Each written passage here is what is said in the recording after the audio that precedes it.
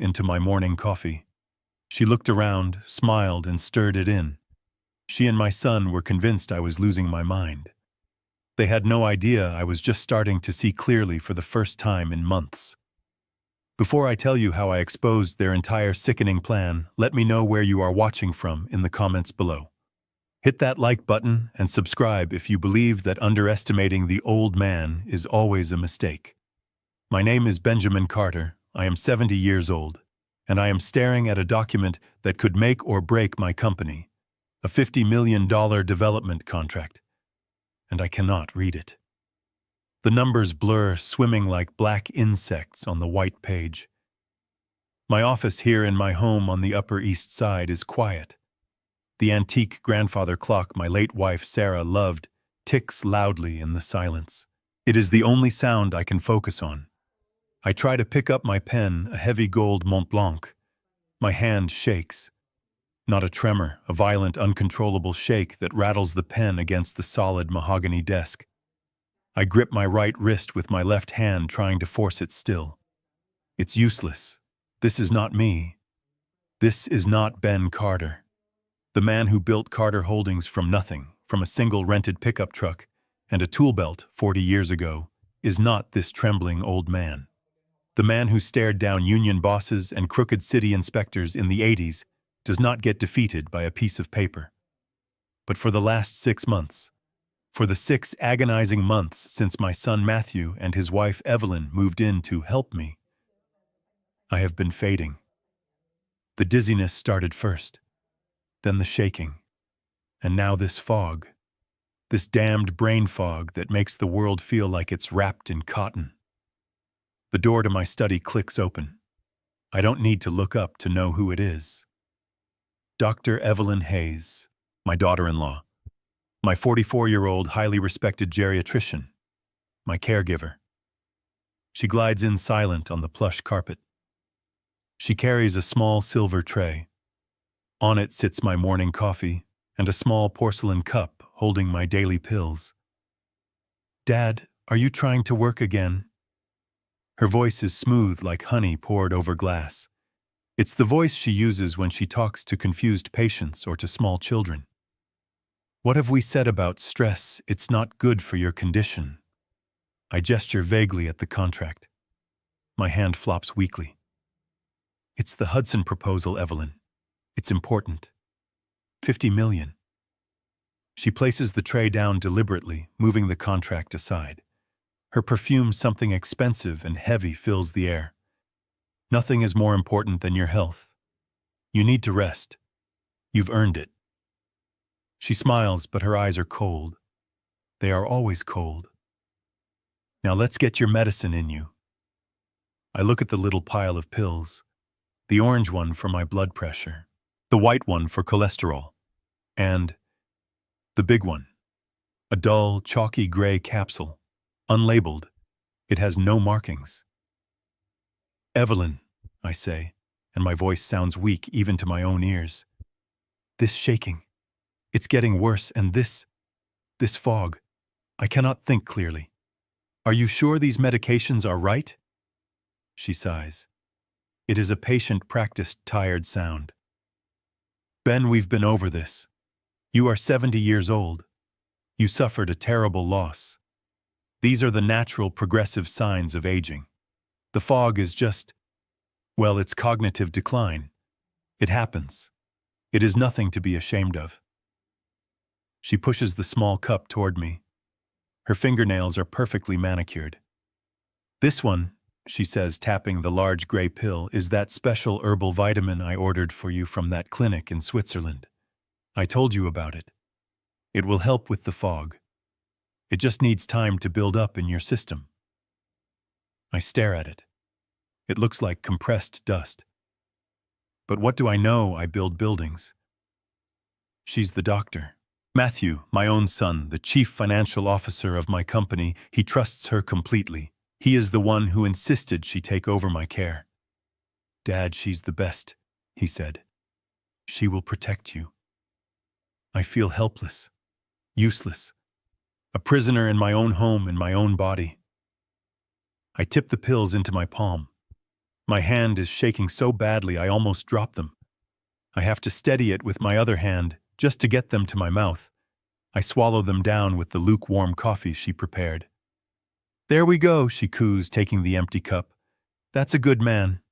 Now why don't you leave these boring papers alone? I'll have Matthew look at them later. He can handle it. You should go sit in the garden. It's a lovely day." I let her guide me out of my own office. I, Ben Carter, founder and CEO of Carter Holdings, being led from my desk like a disobedient child. I hate this. I hate feeling old. I hate feeling weak. And as she closes the study door behind me, I see her pick up the $50 million contract. I see her glance at it. And for just a second, I see a look on her face that isn't concern. It is calculation. I sat in the garden just as Evelyn had told me, but the sunshine brought no warmth. I felt dismissed, useless.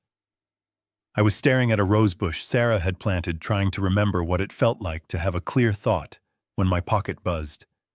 It was my phone. I fumbled for it, my shaking hands almost dropping it on the stone path. I managed to answer the video call. It was Emily, my daughter. My 42-year-old, brilliant, stubborn daughter calling from Seattle. She's an architect out there, built her own life, always had a spine of steel, just like her mother. Her face appeared bright and smiling. "Dad, hi. I'm just taking a quick break between..." The smile vanished. It didn't just fade. It shattered. Her eyes widened, her face flooding with a sudden raw panic that jolted me more than the coffee.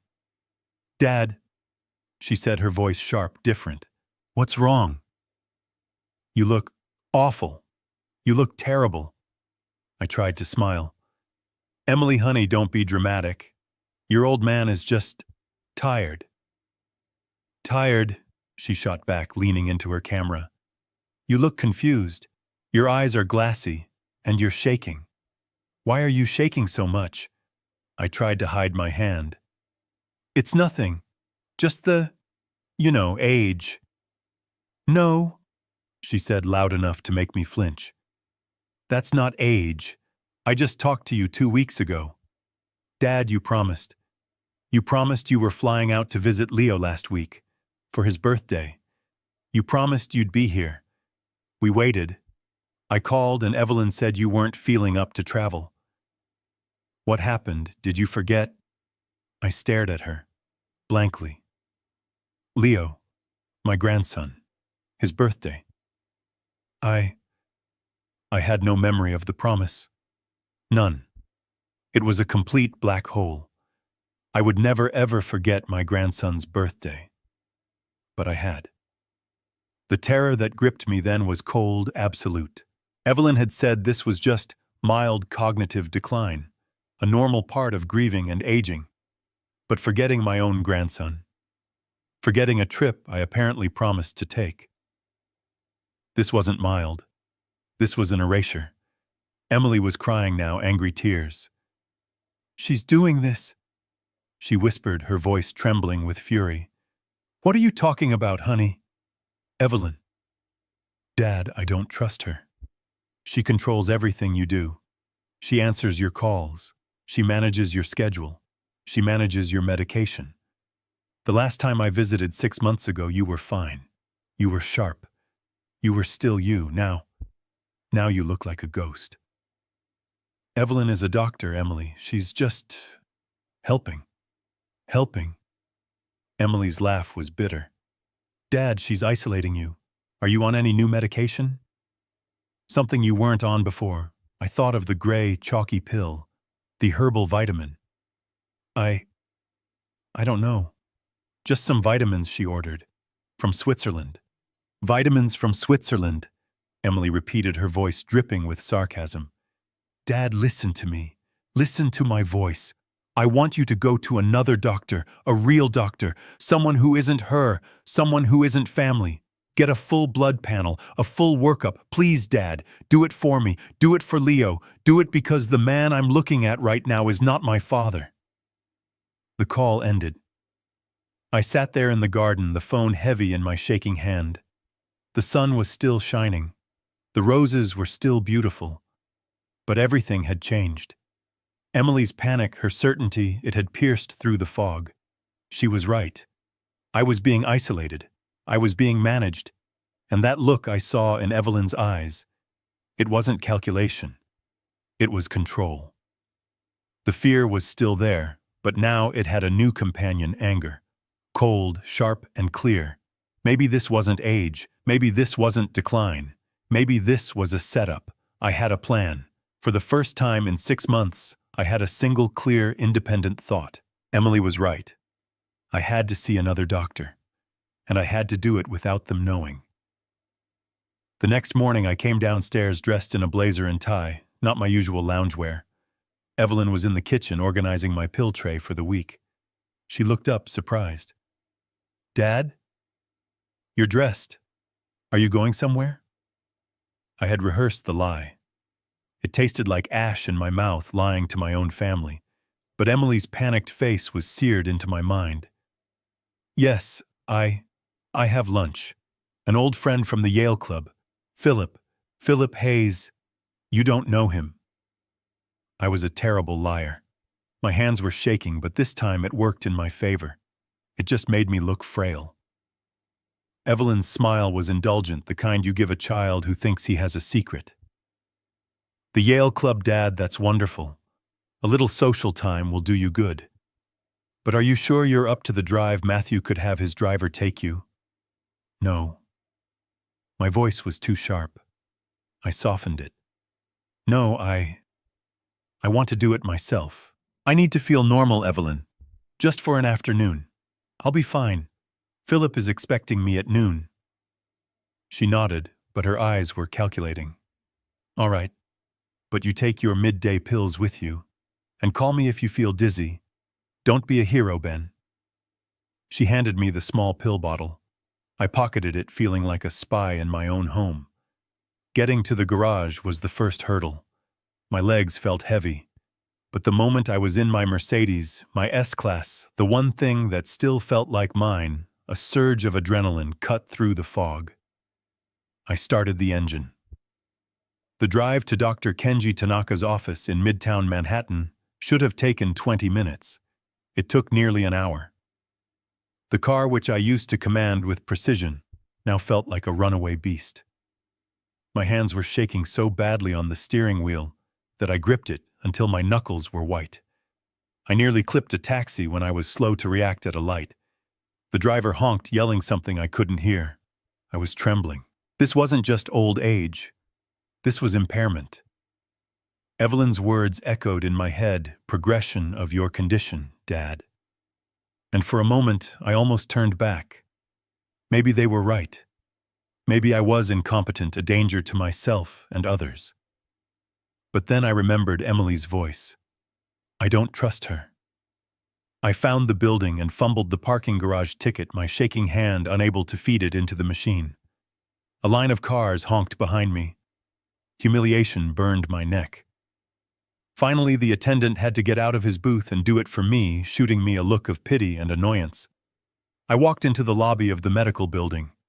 It was all glass and steel, the opposite of Evelyn's cozy wood-paneled office. Dr. Tanaka's suite was on the 18th floor. The waiting room was packed.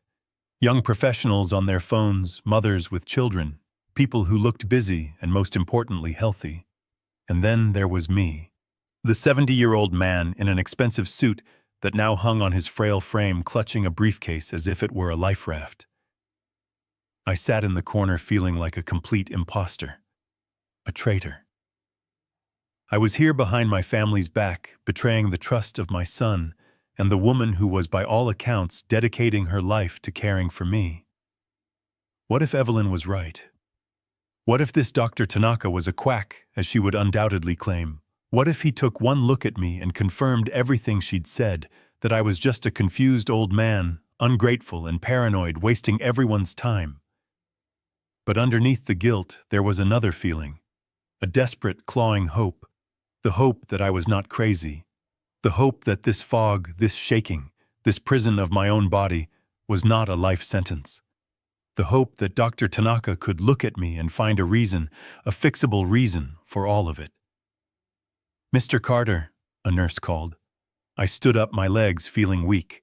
I picked up my briefcase, my hand trembling on the handle. This was it. I was about to find out if I was losing my mind or if someone was taking it from me. Dr. Tanaka's office was bright, almost sterile, flooded with the sharp afternoon light. He was a man in his early 40s, fit with sharp eyes behind minimalist glasses. He moved with an energy I hadn't seen in months. He didn't coddle me.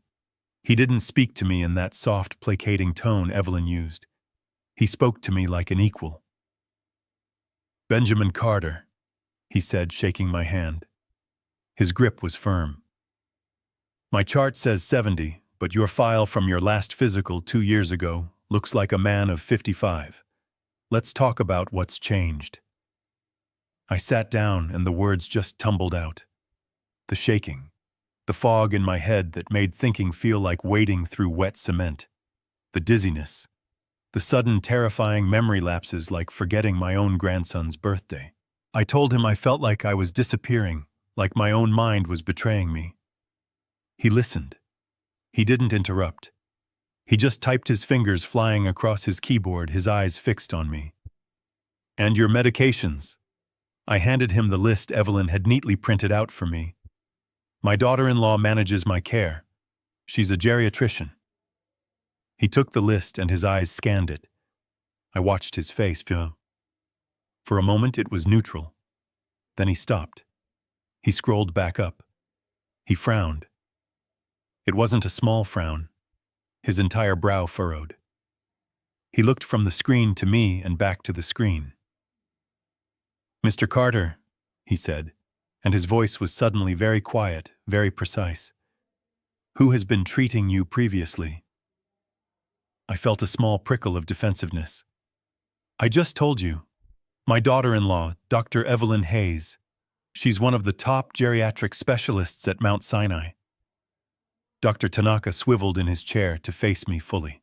He steepled his fingers, and the silence in the room stretched out, filled only by the ticking of a digital clock on his desk. It was a long, heavy silence. When he finally spoke, his professional, brisk tone was gone. It was replaced by something much more serious. Grave.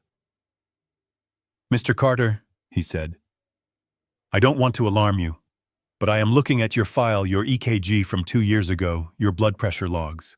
You have mild hypertension. Mild. The dosage of metoprolol listed here, this beta blocker, it's dangerously high." I must have looked confused. "What do you mean?" Evelyn said she was just being cautious. "Cautious," he said, shaking his head, a look of disbelief on his face. "This is a dosage I would prescribe to a patient in end-stage congestive heart failure. Someone whose heart we are deliberately trying to slow down to prevent it from failing completely. For a man with your baseline, this amount of medication is enough to cause the exact symptoms you are describing. The brain fog, the tremors, the dizziness.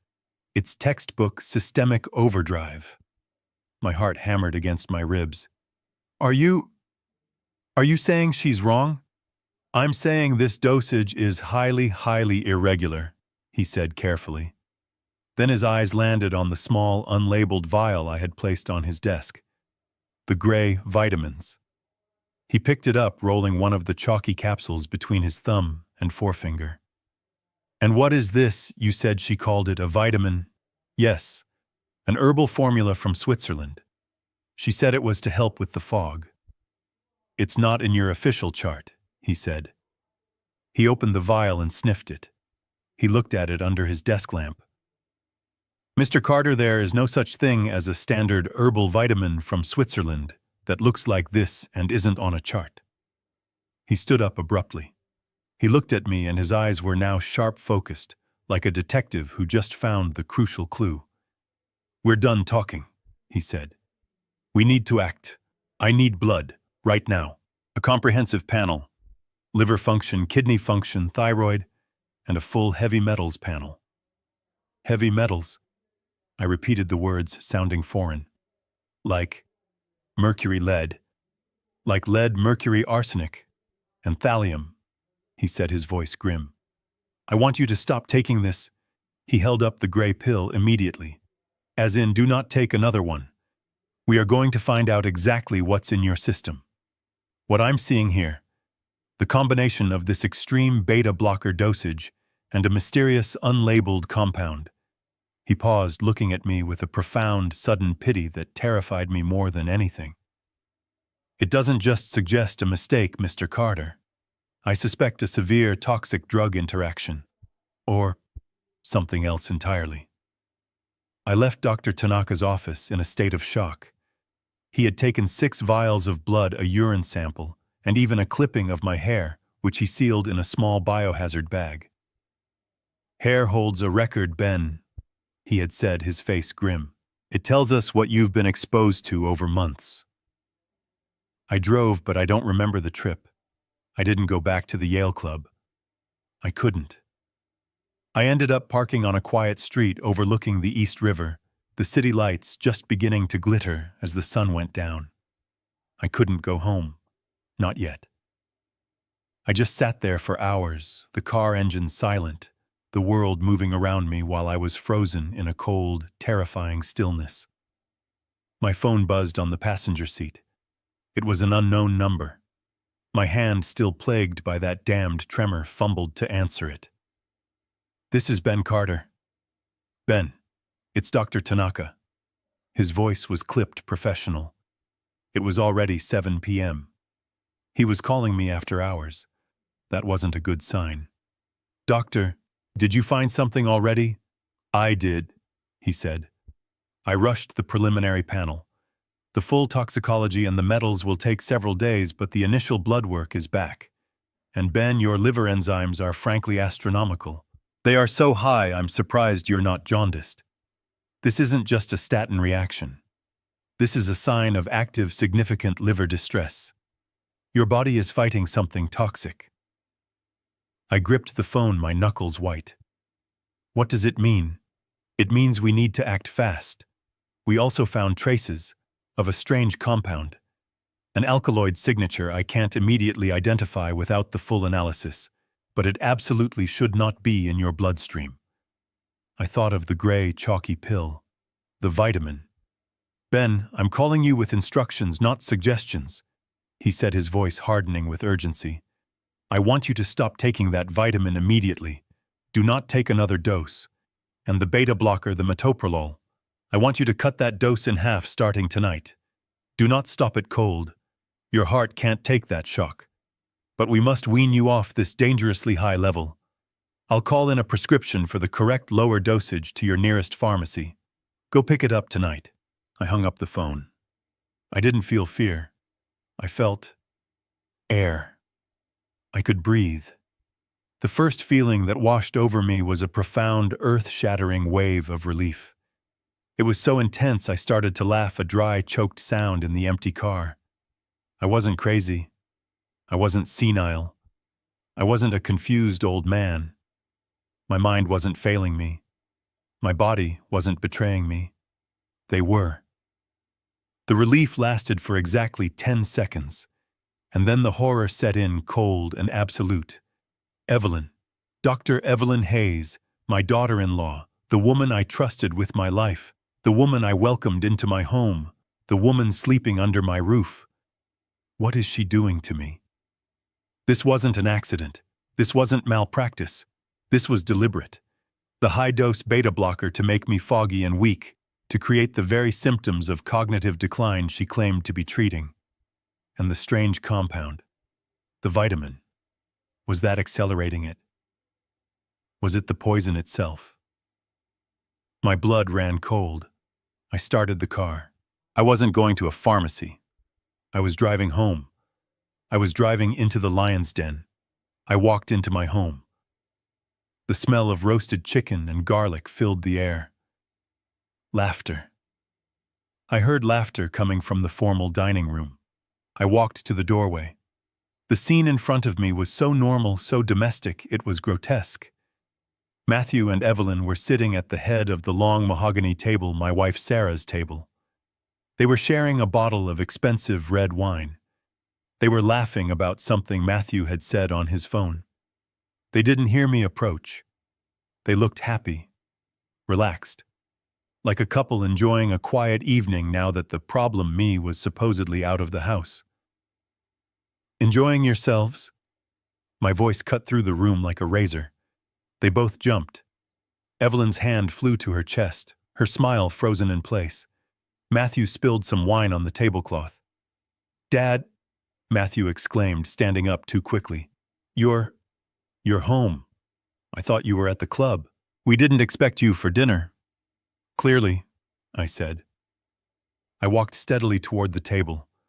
The fog was still there, a dull hum in my skull, but the rage was a searchlight, white-hot and absolute, cutting right through it. "Ben, you look pale," Evelyn said, starting to recover her doctor mask, slipping back into place. "Did you overdo it? You should sit down." "I'm not sitting down," I said. "I didn't go to the Yale Club." I reached into my blazer pocket. I pulled out the bottle of high-dosage metoprolol, the bottle she had refilled just 2 days ago. "Where did you go, Dad?" Matthew asked, his tone shifting from surprise to suspicion. I looked at Evelyn. I looked at the woman who had smiled at me that morning while giving me pills to fog my mind, pills that were actively destroying my liver. I threw the bottle onto the table. It wasn't a gentle toss. I slammed it down. The plastic bottle clattered hard against the fine china, rattling the plates and splashing wine from their glasses. Evelyn gasped. Matthew stared at the bottle, his face pale. "I went to see a new doctor," I said, my voice low and shaking, but not from weakness, from fury. "A real doctor, and he told me exactly what you're doing." I locked my eyes on Evelyn, and for the first time I saw her mask crack. I saw the flash of pure, cold panic underneath. "He said this dosage isn't treatment." I leaned in, my voice dropping to a whisper that filled the suddenly silent room. "He said it's poisoning." Evelyn's face, which had been relaxed and smiling, transformed. But it wasn't fear I saw. It was offense. Pure theatrical wounded offense. She stood up so quickly her chair scraped loudly against the hardwood floor. Her hand flew to her pearls, a gesture of pure, scandalized shock. "Poisoning?" she repeated, her voice rising in disbelief. "Dad, what are you? How could you say that?" Her eyes widened, and to my astonishment, they began to fill with tears. "You went behind my back." She stepped away from the table as if my accusation was a physical blow. "You went to another doctor without telling me you doubt my expertise. Evelyn, he said the dose was... He said..." She cut me off, her voice sharp with indignation. "Who is he? Who is this Dr. Tanaka, some random general practitioner in a strip mall? Does he know your history? Does he know the complexity of your cardiac condition? I spent 10 years in medical school and residency at Johns Hopkins. I am a board-certified geriatric specialist. And you take the word of some stranger over mine." She had completely seized the narrative. She wasn't the accused. I was. I was the one who had committed a betrayal. Matthew shot up from his chair, his face red with anger. He moved to Evelyn's side, putting a protective arm around her shoulder as she performed her sob. "Dad, this is ridiculous. What is wrong with you?" He pointed an accusing finger at me. "You're hurting her. Can't you see that this woman has put her life on hold to take care of you? She monitors your meals. She manages your prescriptions. She is here day in and day out when Emily is halfway across the country. And this is how you repay her, by sneaking around and throwing insane accusations in her face." His words hit me harder than Evelyn's because they were in part true. I did remember. After Sarah died, I was a wreck. The grief was a physical weight I couldn't carry. The house was empty. The company felt meaningless. I couldn't sleep. I couldn't eat. I had been terrified of dying alone, of suffering a stroke like my own father had. I remembered sitting in this very dining room, a broken man pleading with them. "Matthew, Evelyn, please, help me. I don't trust myself. Evelyn, you're a doctor. Please, just handle it. Handle my health. I can't think about it." I had handed them the keys to my life. I had begged them to take control, and now they were using that very moment of vulnerability as a weapon against me. Dad? Matthew continued, his voice softer, now disappointed. You have no idea what she's done for you. The sleepless nights she's had worrying about your blood pressure, researching new treatments, all for you to throw it back in her face because some new doctor who doesn't know you at all scared you. Evelyn dabbed at her eyes with a linen napkin. I just can't believe it, Ben. I thought we trusted each other. I thought we were family. I stood there momentarily stunned. The force of their combined offense was a physical wall. They were so united, so certain. My own rage, which had been so clear and sharp in the car, now felt muddled, confused. Could I be wrong? Would Dr. Tanaka in his bright modern office have made a mistake? Was he just an alarmist? Was Evelyn right? I looked at the bottle on the table. But the dosage, Evelyn. He said it was for end-stage heart failure. The fog in my head was thickening again, the adrenaline fading, replaced by doubt. My hands began to shake. This was their moment. This was the masterstroke. And Evelyn played it perfectly. Evelyn didn't just look offended. She began to cry. Not loud, dramatic sobs, but the quiet, heartbreaking tears of someone who has been deeply, unfairly wounded. It was a devastatingly effective performance. The vitamin, she said, her voice trembling. She shook her head as if she couldn't believe my cruelty. Dad, that vitamin is an advanced homeopathic compound from a private clinic in Zurich. It's not something you can just get at Walgreens. It's not FDA approved yet, which is why, of course, Dr. Tanaka wouldn't know about it. It's cutting-edge treatment for memory support. She wiped a tear from her cheek. It's incredibly expensive. I pay for it out of my own pocket. I don't use the estate funds. I wanted to help you. I wanted you to have the best. I thought it was working. I felt a twist of guilt.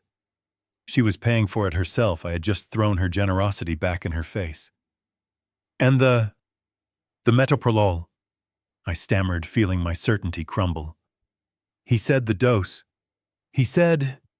She snapped, a flash of protective anger cutting through her tears. Did he tell you that you had a mild atrial fibrillation episode 6 months ago, did he? I just stared at her. Atrial fibrillation. An irregular heartbeat. That was serious. No, I said weakly. I don't remember that. Of course you don't, she cried, throwing her hands up in the air. That's part of the condition, Ben. You were dizzy, you nearly fainted in the library. Matthew had to catch you. We took you for an EKG. I was terrified. I've been terrified ever since. Matthew, seeing his cue, stepped forward, his voice low and serious. She's right, Dad. You were white as a sheet. You kept saying you just felt strange. Evelyn handled everything. She consulted with a cardiologist. They decided to increase the beta blocker dose to control your heart rate to prevent a stroke. Evelyn pointed a trembling finger at me. That quack. He told you to cut the dose. He is actively putting your life at risk. He could kill you. And you believe him over me, over your own family. The room was spinning. I didn't remember the AFIB episode. I didn't remember the cardiologist. I didn't remember Matthew catching me. But I also hadn't remembered promising to visit Emily. I hadn't remembered my own grandson's birthday. The doubt was a cancer. It was eating my confidence, my anger, my very reality. What if they were the ones telling the truth? What if my memory was so shattered, so full of black holes that I was now fabricating conspiracies? What if Dr. Tanaka in his brief 20-minute exam had missed the whole picture, and I had just accused my loving daughter-in-law of attempted murder, when she was in fact the only thing keeping me from a massive stroke? I looked at their faces. Matthew looking at me with profound, weary disappointment. Evelyn crying silently into her napkin, her shoulders shaking. The shame was overwhelming. I felt like a monster. A paranoid, ungrateful, senile old fool. Evelyn, I started, my voice hoarse. Matthew, I'm sorry. I took a step back. I didn't know. I was confused. The doctor, he just said it looked high. I didn't understand. Evelyn wouldn't even look at me. She just kept her face hidden, shaking her head. Matthew sighed, a long, heavy sound of a son burdened by a difficult father. It's okay, Dad. We get it. You're scared. You're confused. But you can't do this. You can't just go running off and listening to strangers. We are trying to protect you. Evelyn is the only reason you are stable. You have to trust us. I do, I said, feeling about 2 inches tall. I do trust you. I'm sorry, Evelyn. Truly. I must have overreacted. I was just scared by what he said. Evelyn finally looked up, and her eyes red and puffy. Just promise me you won't go back to him, Ben. Promise me you won't stop the medication I'm giving you. I'm trying to keep you alive. I promise, I whispered. I'll take my medicine. I'm sorry for this. I'll just go upstairs. I'm very tired. I turned and walked out of the dining room. I felt their eyes on my back, a heavy weight of pity and disappointment. I was so ashamed of myself, of my failing mind, of my ingratitude. I didn't look back.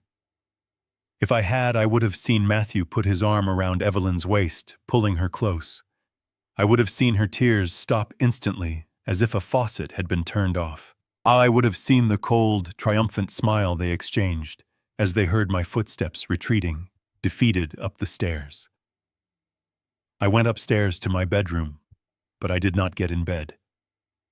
I sat in the dark for hours in the armchair Sarah used to read in, staring at the lights of the city I had helped to build. The scene in the dining room replayed in my mind. Again and again. Evelyn's tears, Matthew's righteous anger, my own crushing, debilitating guilt. But the more I replayed it, the more it felt wrong. It was not just a good explanation. It was a perfect one. It was hermetically sealed. Every objection I had was met with a flawless, emotionally devastating answer. My memory gap about the atrial fibrillation, that was proof of my condition. The high dosage that was preventing a stroke. The new doctor. He was an ignorant quack who was endangering my life. Her performance was flawless. But maybe that was the problem. It was a performance. The tears were instant. The indignation was precise. The story about the Swiss vitamin paid for out of her own pocket was designed to make me feel like the lowest, most ungrateful man on earth. And it had worked.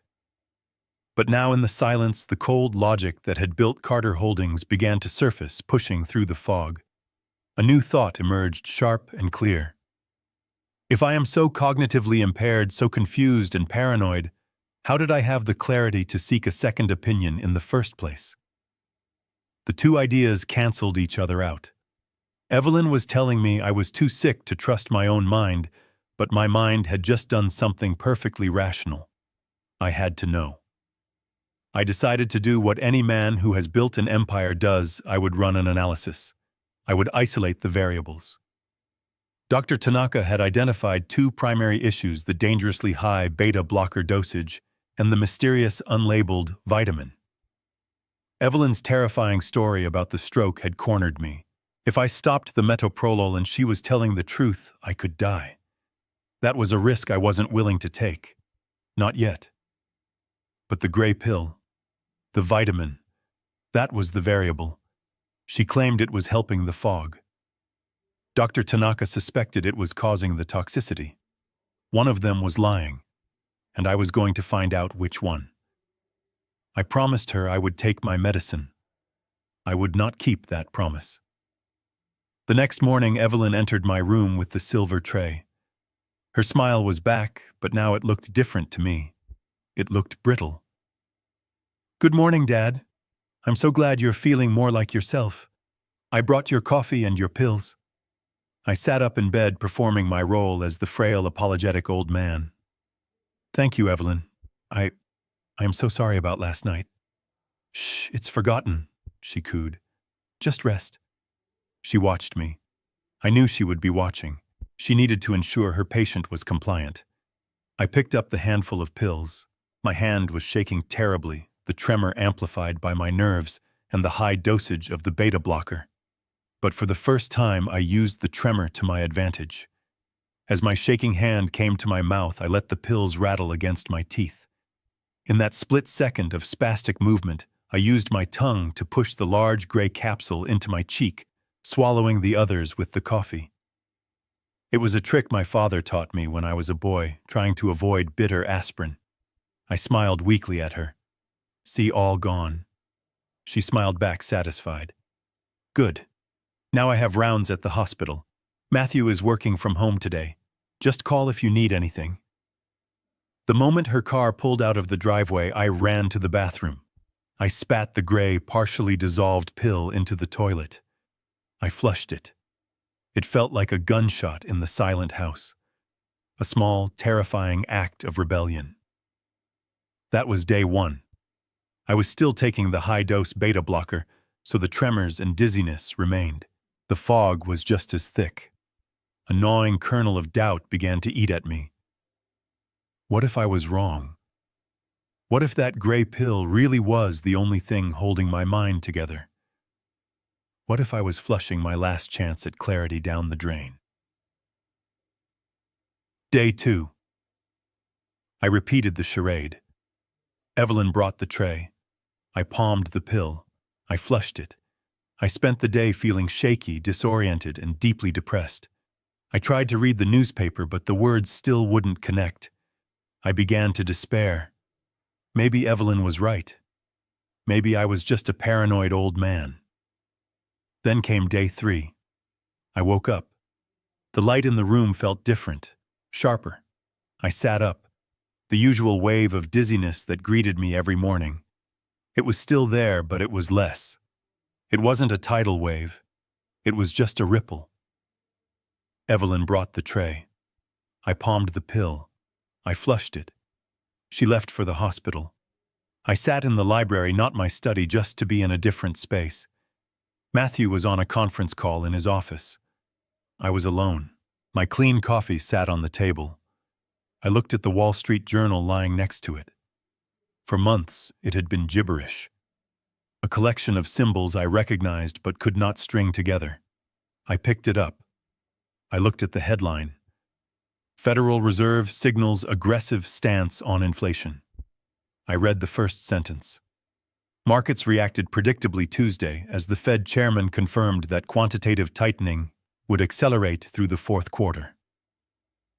I read the entire paragraph, and then I read the entire article, and I understood it. I understood the financial implications. I understood the bond market analysis. I felt a surge of adrenaline so powerful my heart skipped a beat. I grabbed a napkin and the pen from the side table. My hand was still shaking, the beta blocker was still doing its work, but I gripped the pen. I wrote 14 times 28. I did the math in my head the way I used to. 14 times 10 is 140. 14 times 8, 112. 140 plus 112. I wrote down 392. I pulled out my phone, my fingers fumbling with the tremor. I opened the calculator. 14 times 28. The result, 392. I dropped the phone on the table. And I began to cry. Not the staged tears of Evelyn.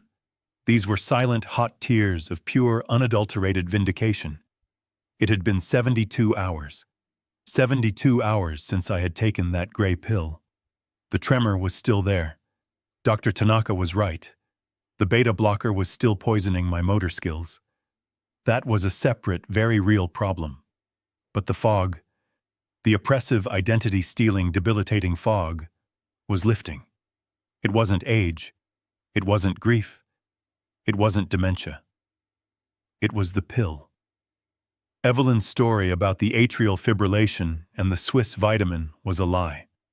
A perfect, elaborate, terrifying lie designed to cover up the fact that the vitamin wasn't a vitamin at all. It was the fog machine. They weren't trying to prevent my cognitive decline. They were causing it. My anger returned, but this time it wasn't hot and confused. It was ice cold. And it was permanent. They were lying. They were poisoning me. Now I had to find out why. I felt a cold, hard clarity I hadn't known for half a year. The fog was gone, but the tremor remained a constant, frustrating reminder of the beta blocker still polluting my system. But I could think. And my first coherent thought was my company, Matthew, my son, my chief financial officer, the person I had personally trained for 20 years to take my place, the person I had handed the financial reins to when Sarah died, trusting him completely.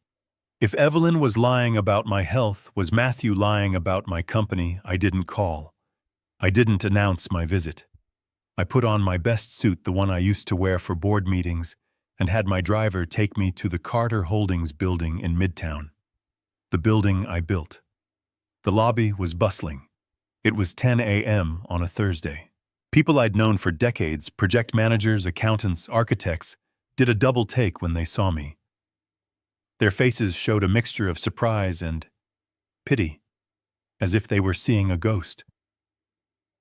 "Mr. Carter," they'd murmur, "good to see you, sir." But their eyes darted away, uncomfortable. They had all heard the rumors. The old man was failing. The old man was losing his mind. Matthew was in charge. I walked straight to the executive floor, straight to my own corner office. The door was closed. Matthew was inside, feet up on my desk, laughing on a phone call. He looked up as I pushed the door open, and his face dropped. The smile vanished, replaced by sheer, unfiltered annoyance. "Dad," he said, snapping his feet to the floor. "What are you doing here? You should be at home.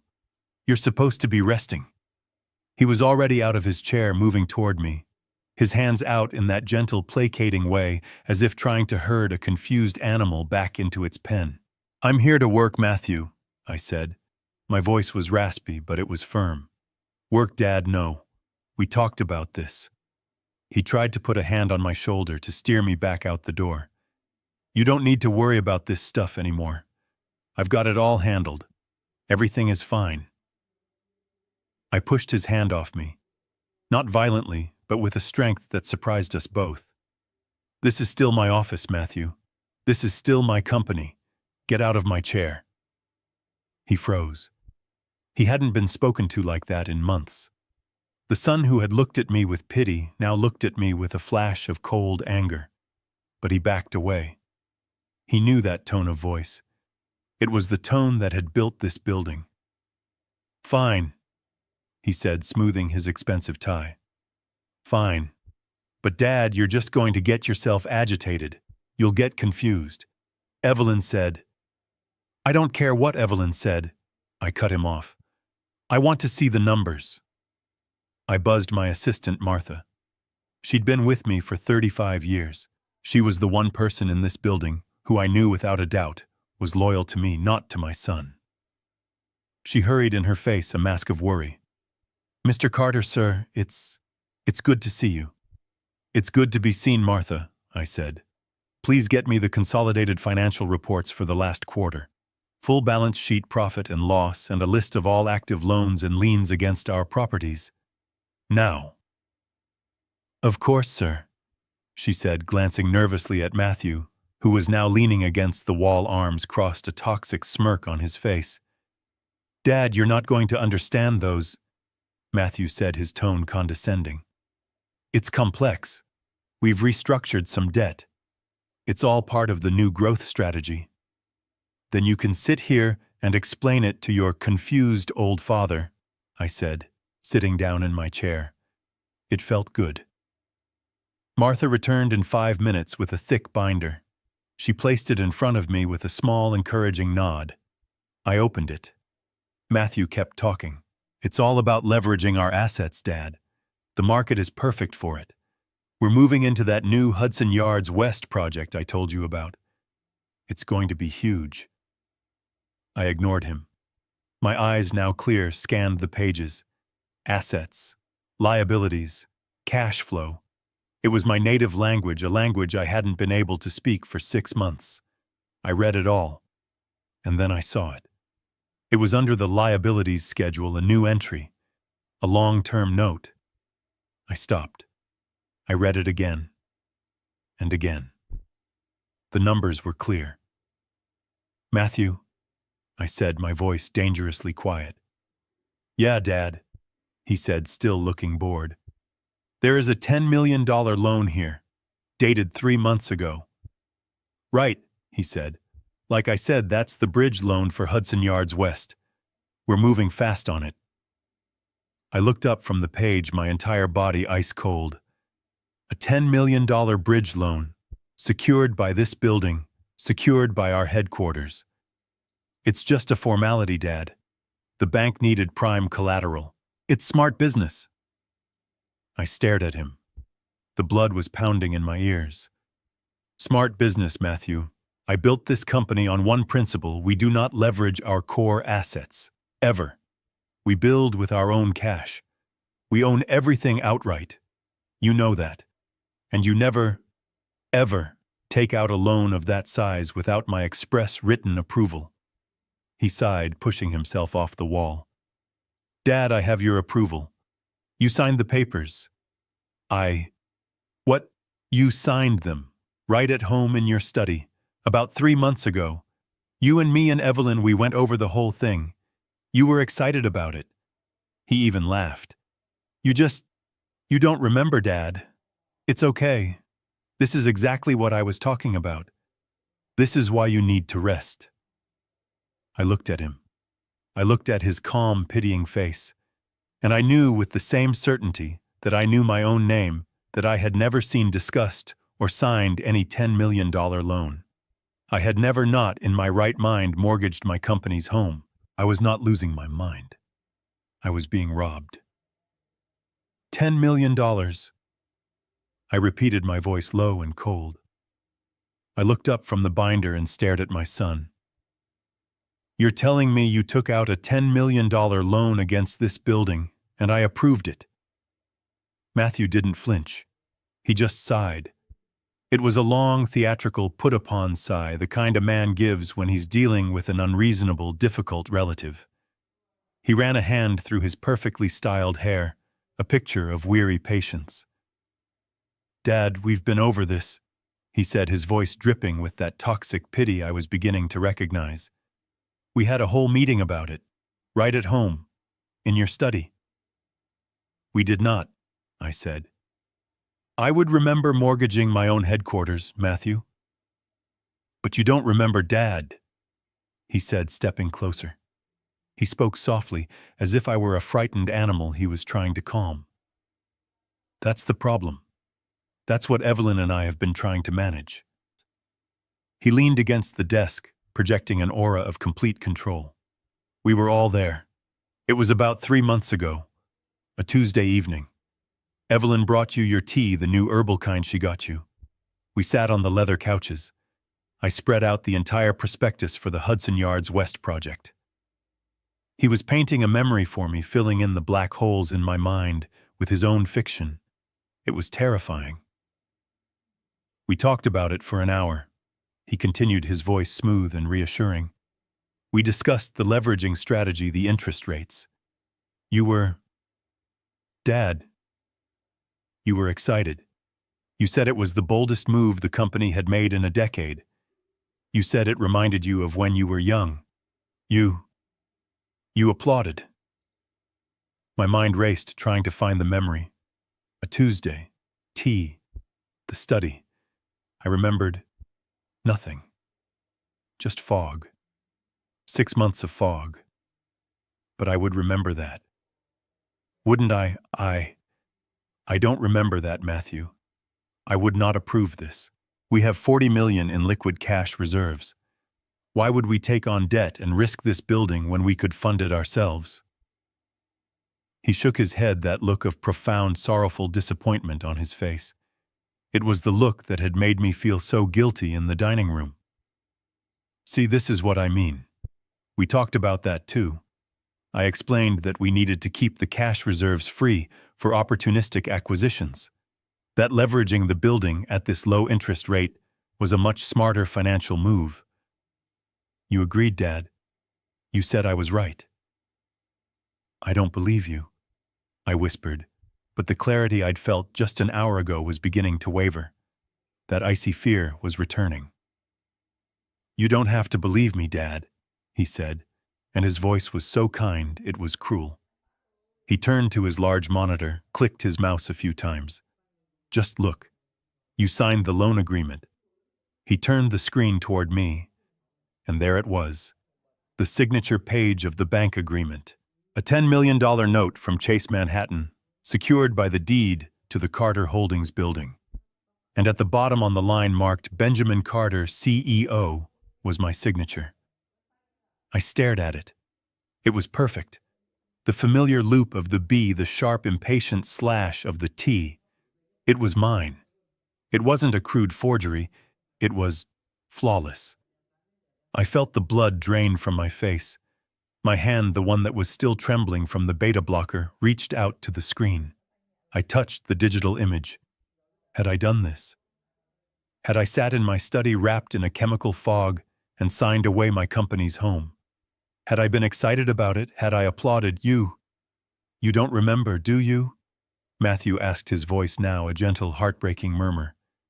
You don't remember any of it. I sank back into my chair. The room felt like it was tilting. The man who had entered this office an hour ago, cold and certain, was gone. In his place was a terrified old man. Dad, Matthew said, sitting on the edge of the desk next to me, placing a hand on my shoulder. This is it. This is exactly why Evelyn and I are so worried. This is why we're trying to get you to rest. You're having massive memory lapses. You're signing off on $10 million deals and forgetting them an hour later. You're not just confused, Dad. You're sick. You need help. I looked at my perfect signature. I looked at his concerned, loving face. I was trapped. He had an answer for everything. He had proof.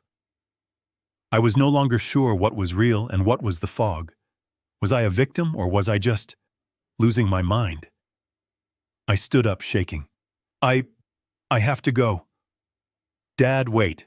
Let me have my driver take you home. You're in no condition to. I said I have to go. I snapped, pulling away from his touch. I walked out of the office, past Martha's worried face, past the pitying looks of my employees. I didn't know what was true anymore. I only knew one thing. I had signed it. Or I hadn't. Either way, I was in more trouble than I could have ever imagined. I didn't let Matthew's driver take me. I drove myself. My hands were clamped onto the steering wheel, the tremor from the metoprolol still shaking them, yet my mind was grinding, analyzing, replaying the scene in the office. You signed it, Dad. You don't remember. His voice, so calm, so full of pity. He had an answer for everything. He had a memory for every black hole. He had proof. When I got home, the house was silent. Evelyn was still at the hospital. Matthew was at the office.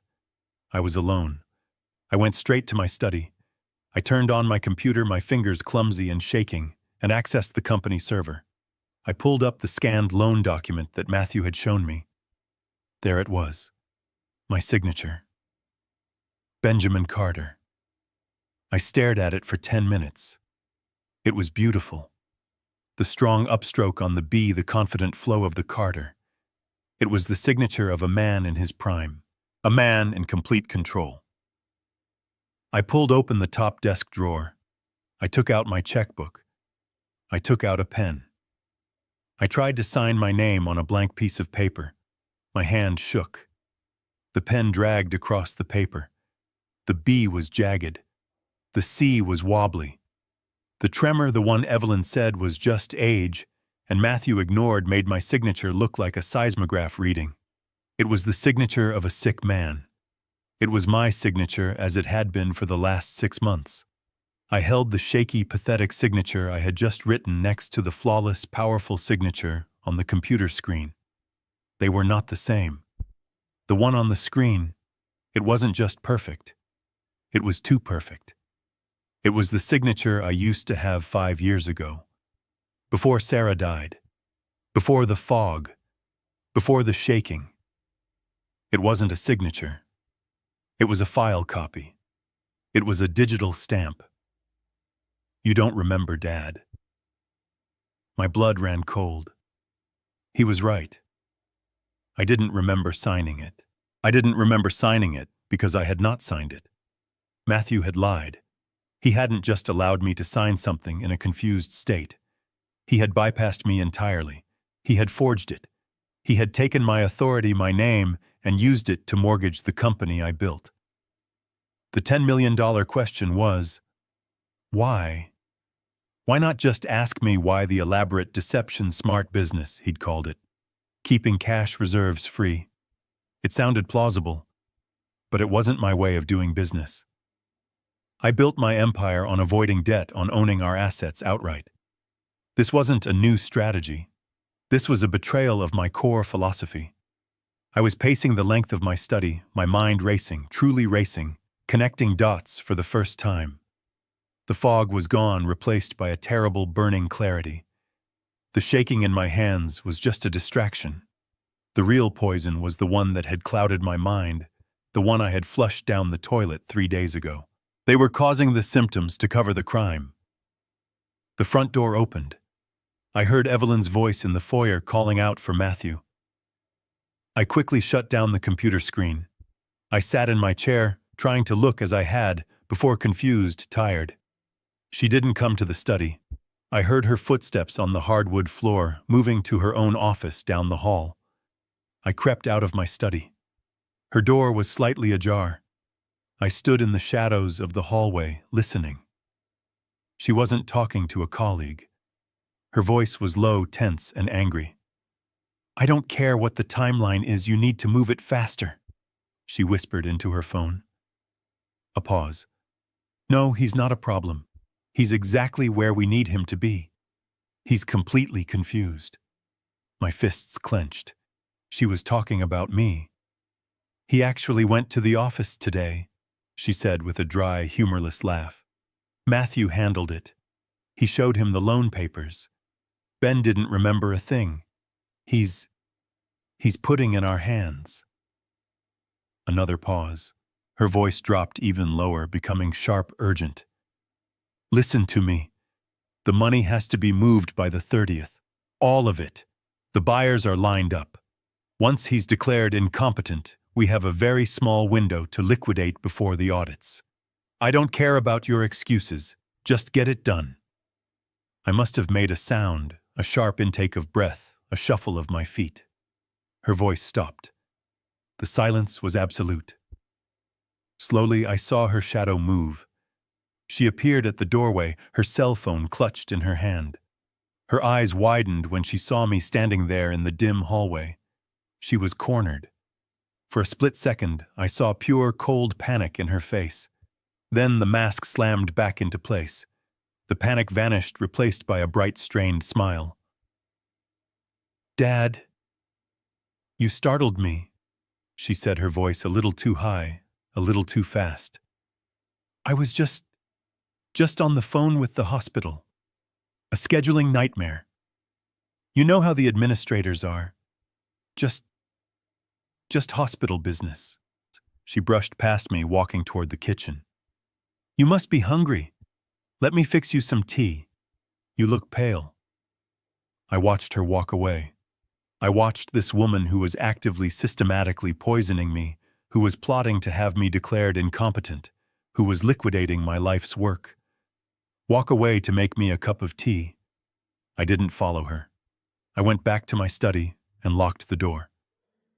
It was all true. All of it. I was not crazy. I was not senile. I was a victim. And they had just confirmed it. They were liquidating. Moving money. A small window before the audits. This wasn't just about a $10 million loan. This was something bigger. This was a full-scale robbery, and they were using my own mind as the weapon against me. The game was over. Now I was going to change the rules. I locked the study door, something I hadn't done in years. My heart was a cold, hard knot in my chest. The fog was gone, replaced by a chilling, absolute certainty. They were trying to destroy me, liquidate before the audits, declare him incompetent. He's putting in our hands. I sat at my desk, my hands still shaking from the damn beta blocker, but my mind was a steel trap. I was 70 years old, I was being poisoned, and I was being robbed by my own son. A part of me wanted to storm down the hall to confront them, to scream. But that was the confused old man they wanted. That was the man who would lose. No, the man who built Carter Holdings from scratch was a planner, a strategist. And right now I needed allies. I was alone in this house, surrounded by enemies. I picked up my personal cell phone, the one Evelyn didn't monitor. My fingers fumbled the tremor, making it difficult to dial. "Lawson and Finch," a crisp voice answered. "Gary," I said, my voice low and urgent. "It's Ben. Are you free?" There was a pause. Gary Lawson wasn't just my lawyer for 40 years. He was my best friend. We'd been roommates at Yale. He was the best man at my wedding. He was the first person I called when Sarah died. "Ben." His voice changed instantly, shedding the professional tone replaced by the worry of a friend. "You sound terrible. What's wrong?" "Is it your health?" "It is," I said, "but not in the way you think. Gary, I'm in a big ugly mess. I know Matthew and Evelyn are trying to swindle me, and maybe worse." Another pause, this one heavy-loaded. "Ben," Gary said, his voice grim. "I've been worried for the last year. Ever since you handed Matthew full financial control. I tried to tell you to suggest more oversight, but you said, I know what I said. I cut him off, shame burning in my throat. I told you to trust my son. I was a fool, Gary, a sentimental old fool, and I think they're drugging me. My God." He didn't question it. He didn't tell me I was paranoid. He just believed me. "Don't say another word. Not in that house. I'm on my way." "No," I said, panicked. "You can't come here. She's here. Evelyn, they're watching me. They monitor me." "Ben," Gary's voice was firm, pulling me back from the edge. "Listen to me. I am not coming to your house. I am going to my office. I am bringing in Harrison, my forensic guy, the best. We are going to meet, but not there. Can you get out? Can you get away clean without them knowing where you're going?" "Yes," I said, my mind already working. "I'll make an excuse. A long lunch, something." "No, not lunch. You need a bigger window, a trip." "A trip?" The word sparked an idea. "Emily." "My daughter." I said, "Emily in Seattle. I can tell them I'm flying out to see her. To clear my head. They'll love it. It gets me out of their hair. They'll think I'm giving up." "Perfect," Gary said. "How long can you make it for?" "A week. I'll tell them I'm leaving for a week starting tomorrow." "Good. Now here's what you do. You book that flight to Seattle. You book it on your main credit card, the one they probably watch. You make sure they see the charge. Make sure they know you're gone." "But Gary, I need to see you. I need the audit." "I know," he said, and I could hear the strategist in him, the lawyer I'd paid millions to over the years, taking over. "You're going to book the flight to Seattle, and then you're going to book a second flight from Seattle back to New York, landing at LaGuardia, not JFK. Book it under a different name. Benjamin Charles. Your middle name. Pay cash at the airport if you have to. I don't care. I will have a car waiting for you at LaGuardia. It will take you to a secure hotel room I've already booked. Harrison and I will meet you there. As far as Matthew and Evelyn are concerned, you will be on the West Coast mending fences with your daughter. A plan. A real solid plan. Gary, I said, my voice thick with a gratitude that was almost painful. Thank you. Don't thank me yet, Ben, he said grimly. We're going to find out what these vipers have done, and then we're going to bury them. I hung up the phone. I took a deep breath. The tremor in my hands hadn't stopped, but for the first time in 6 months, I felt perfectly, terrifyingly steady. I went downstairs for dinner. I played the part of the defeated old man perfectly. I was quiet, my gaze downcast, my shoulders slumped. I let Evelyn fuss over my food, cutting my chicken for me, a humiliating act that made my stomach turn, but I endured it. Halfway through the meal, I looked up, my hand shaking, as I set down my fork. Evelyn, Matthew, I said, my voice intentionally frail. I've been thinking about what you said, about me being confused, and what Emily said. I think I need a break. Matthew stopped eating his fork halfway to his mouth. A break, Dad? What do you mean? I'm going to fly to Seattle, I said, looking down at my plate as if ashamed. I'm going to see Emily. Maybe I need to apologize to her too. Just get away from the company. You were right, son. I need to rest.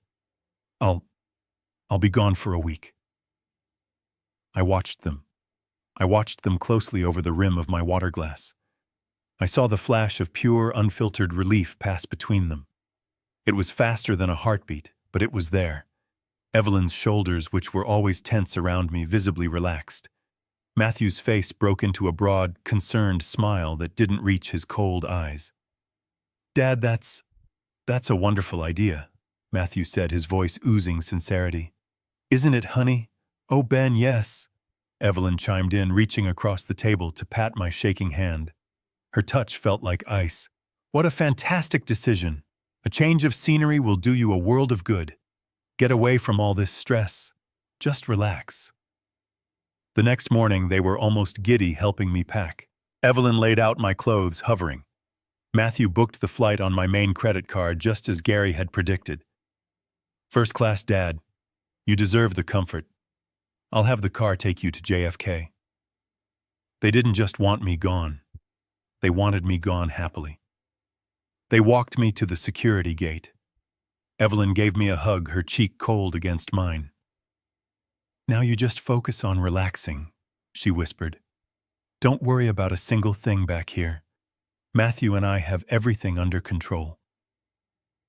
I'm sure you do, I thought. I waved a frail old man off to see his daughter and walked through the gate. The flight to Seattle was 5 hours of agonizing clarity. The fog was gone, but the beta blocker tremor was relentless. I felt like a prisoner in a vibrating cage. When I landed at SeaTac, Emily was waiting, her face etched with worry. Dad, are you okay? You look fine, honey. I'm fine. But we have to move fast. Where is it? This way, she said, grabbing my bag. My friend's clinic is 10 minutes from the airport. She's waiting for us. We didn't go to her house. We didn't stop for coffee. We drove straight to a private, discreet medical building. This wasn't Dr. Tanaka's busy midtown office. This was a quiet, high-end lab, the kind that deals with clients who demand absolute confidentiality. A sharp woman named Dr. Wu, Emily's friend, was waiting. She didn't ask questions about family drama.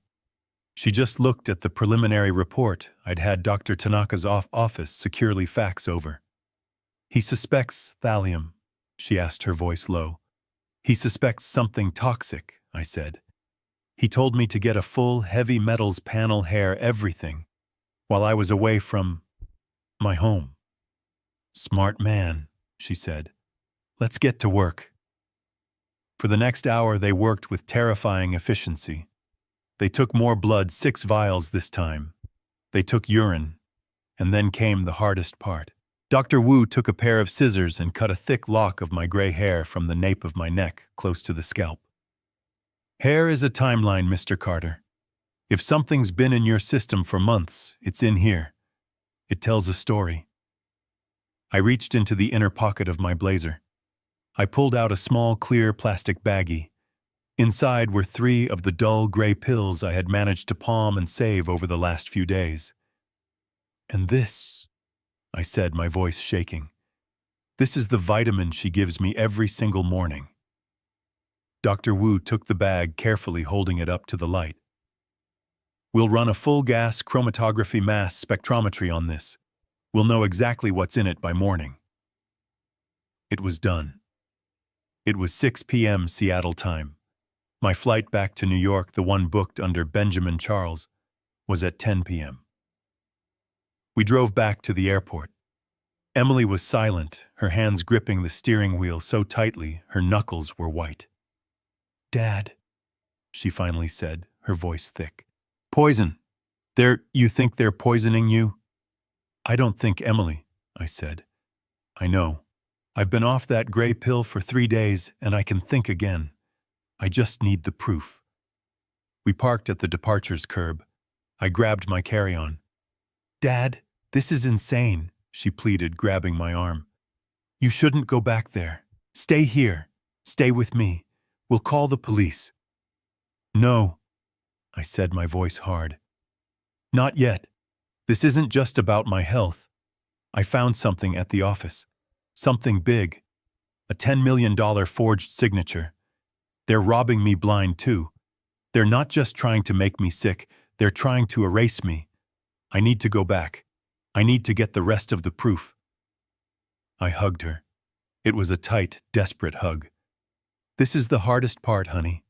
If Matthew calls you, if Evelyn calls you, I am here. I am resting. I am confused. I am the clueless old man they think I am. Can you do that for me?" She looked at me, her mother's steel in her eyes.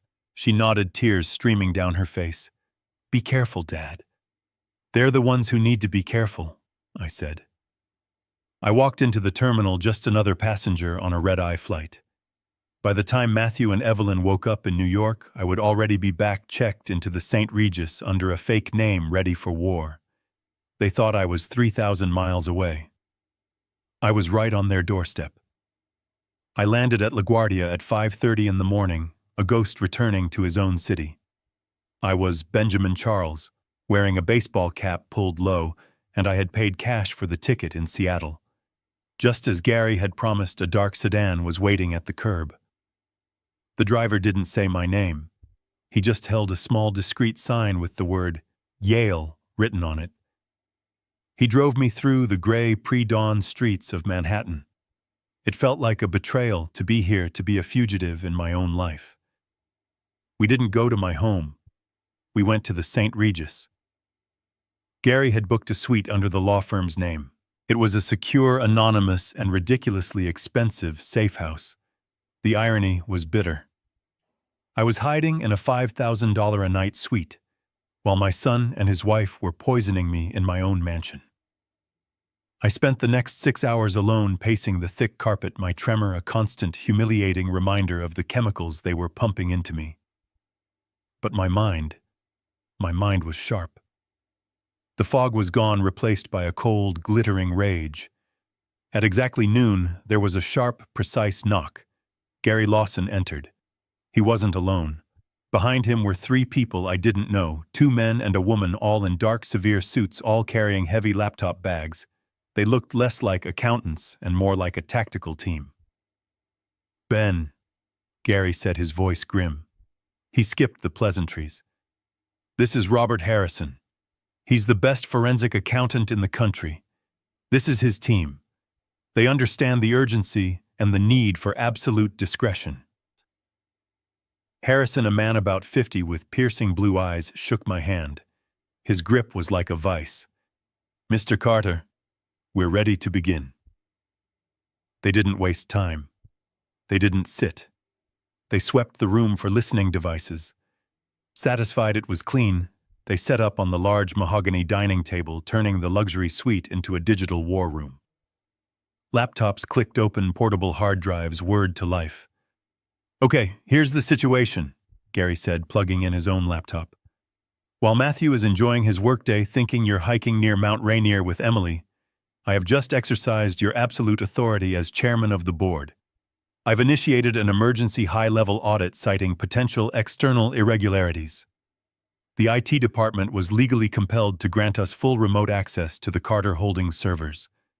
They've been instructed under penalty of immediate termination that this audit is confidential and bypasses the CFO's office. He'll find out, I said, my voice hoarse. Eventually, Harrison, the lead auditor, said, his eyes already scanning a screen. But by the time he does, we'll have what we need. We are downloading the entire general ledger, all signed contracts, and all executive email metadata from the last 12 months.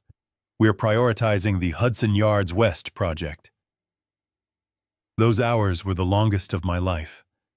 I sat in an armchair, my hands shaking, watching them work. The only sound in the suite was the rapid, quiet clicking of keys. They spoke in low tones, a language of numbers and code I barely understood. Check the transfers to Hudson West. I'm seeing a flag on the vendor payments. Cross-reference the invoices with the signature logs. I was a king in my own kingdom, now reduced to a bystander waiting for others to tell me how badly I'd been betrayed. It was almost 4 p.m. Harrison suddenly stopped typing. He went very, very still. He stared at his screen. Gary, he said, his voice quiet, flat. You need to see this. Gary walked over and looked over his shoulder. I saw Gary's back stiffen. My God, he whispered. What? I demanded, pushing myself out of the chair, my legs unsteady. What is it? Harrison turned his monitor toward me. Mr. Carter, we started with the $10 million loan you found.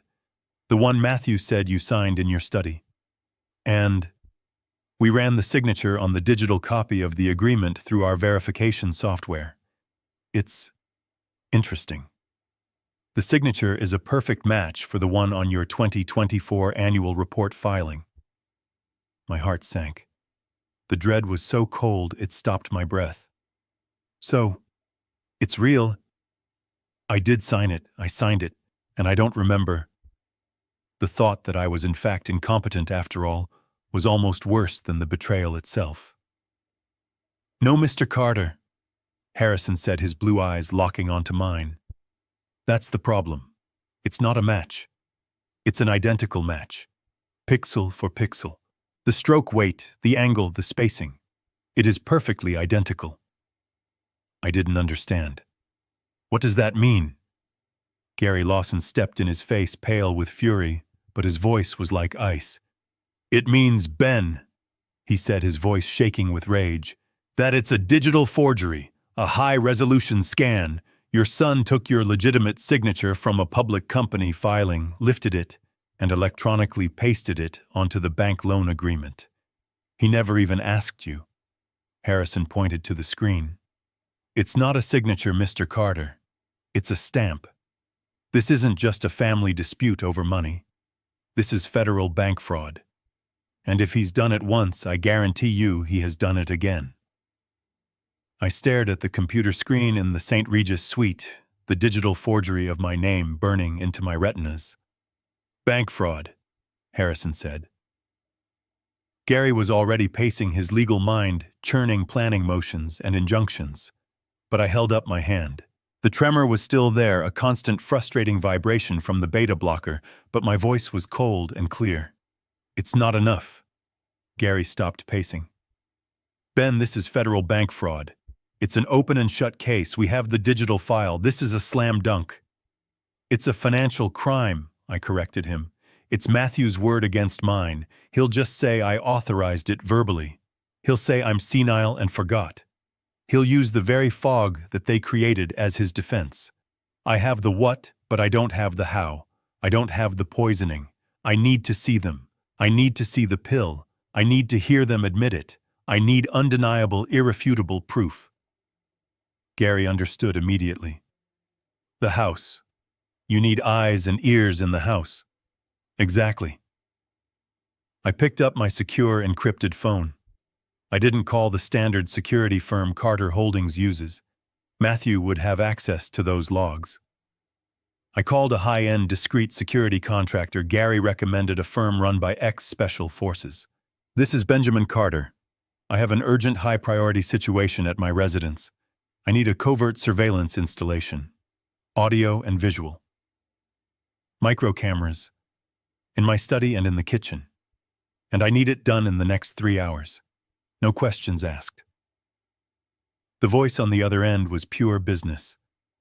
"The premises will be clear. My son and daughter-in-law live with me," I said.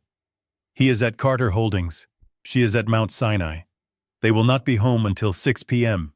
You have a 4-hour window." "We'll need remote access to the house systems," the man said. "Gary Lawson has my full authority. He will grant you access. I want the feeds sent to a secure encrypted server I can access from anywhere. Can you do that, Mr. Carter?" The man said, his voice flat. "We can put a camera inside a sugar cube. This will be done." I hung up. For the next 3 hours, I paced the suite while Gary and Harrison's team kept digging. They were finding more shell companies, more suspicious transfers. But my focus was on the house. At 3:45 p.m., Gary's phone buzzed. "The install is complete," he said. "The feeds are live. They're invisible, hidden in the smoke detectors in the kitchen and the study. They're active as of right now." It was time to go home. It was time to step back into the cage. I had the St. Regis driver drop me 2 blocks from my house. I walked the rest of the way, deliberately shuffling my feet, allowing the exhaustion of the red-eye flight, which I hadn't slept on, to settle over me like a shroud. I fumbled with my keys at the front door, making a show of it just in case Matthew had his own cameras. I was the perfect image of a defeated, frail, confused old man. I pushed the door open. I heard their voices from the living room. They were laughing. I staggered into the doorway, letting my briefcase drop to the floor with a heavy thud. They both jumped up. Matthew's face, which had been relaxed, tightened. "Dad, you're back early. I thought you were staying the whole week." I gripped the doorframe, letting my hand shake violently. I looked at them, my eyes wide and lost. I couldn't. I mumbled, my voice thick. It was too much. Evelyn was instantly by my side, her face a perfect mask of professional concern, but her eyes were sharp, analytical, assessing me. "Ben, what's wrong? You look worse than when you left. Did you and Emily have a fight?" I don't know," I said, playing the part. She's so angry at me. And the flight.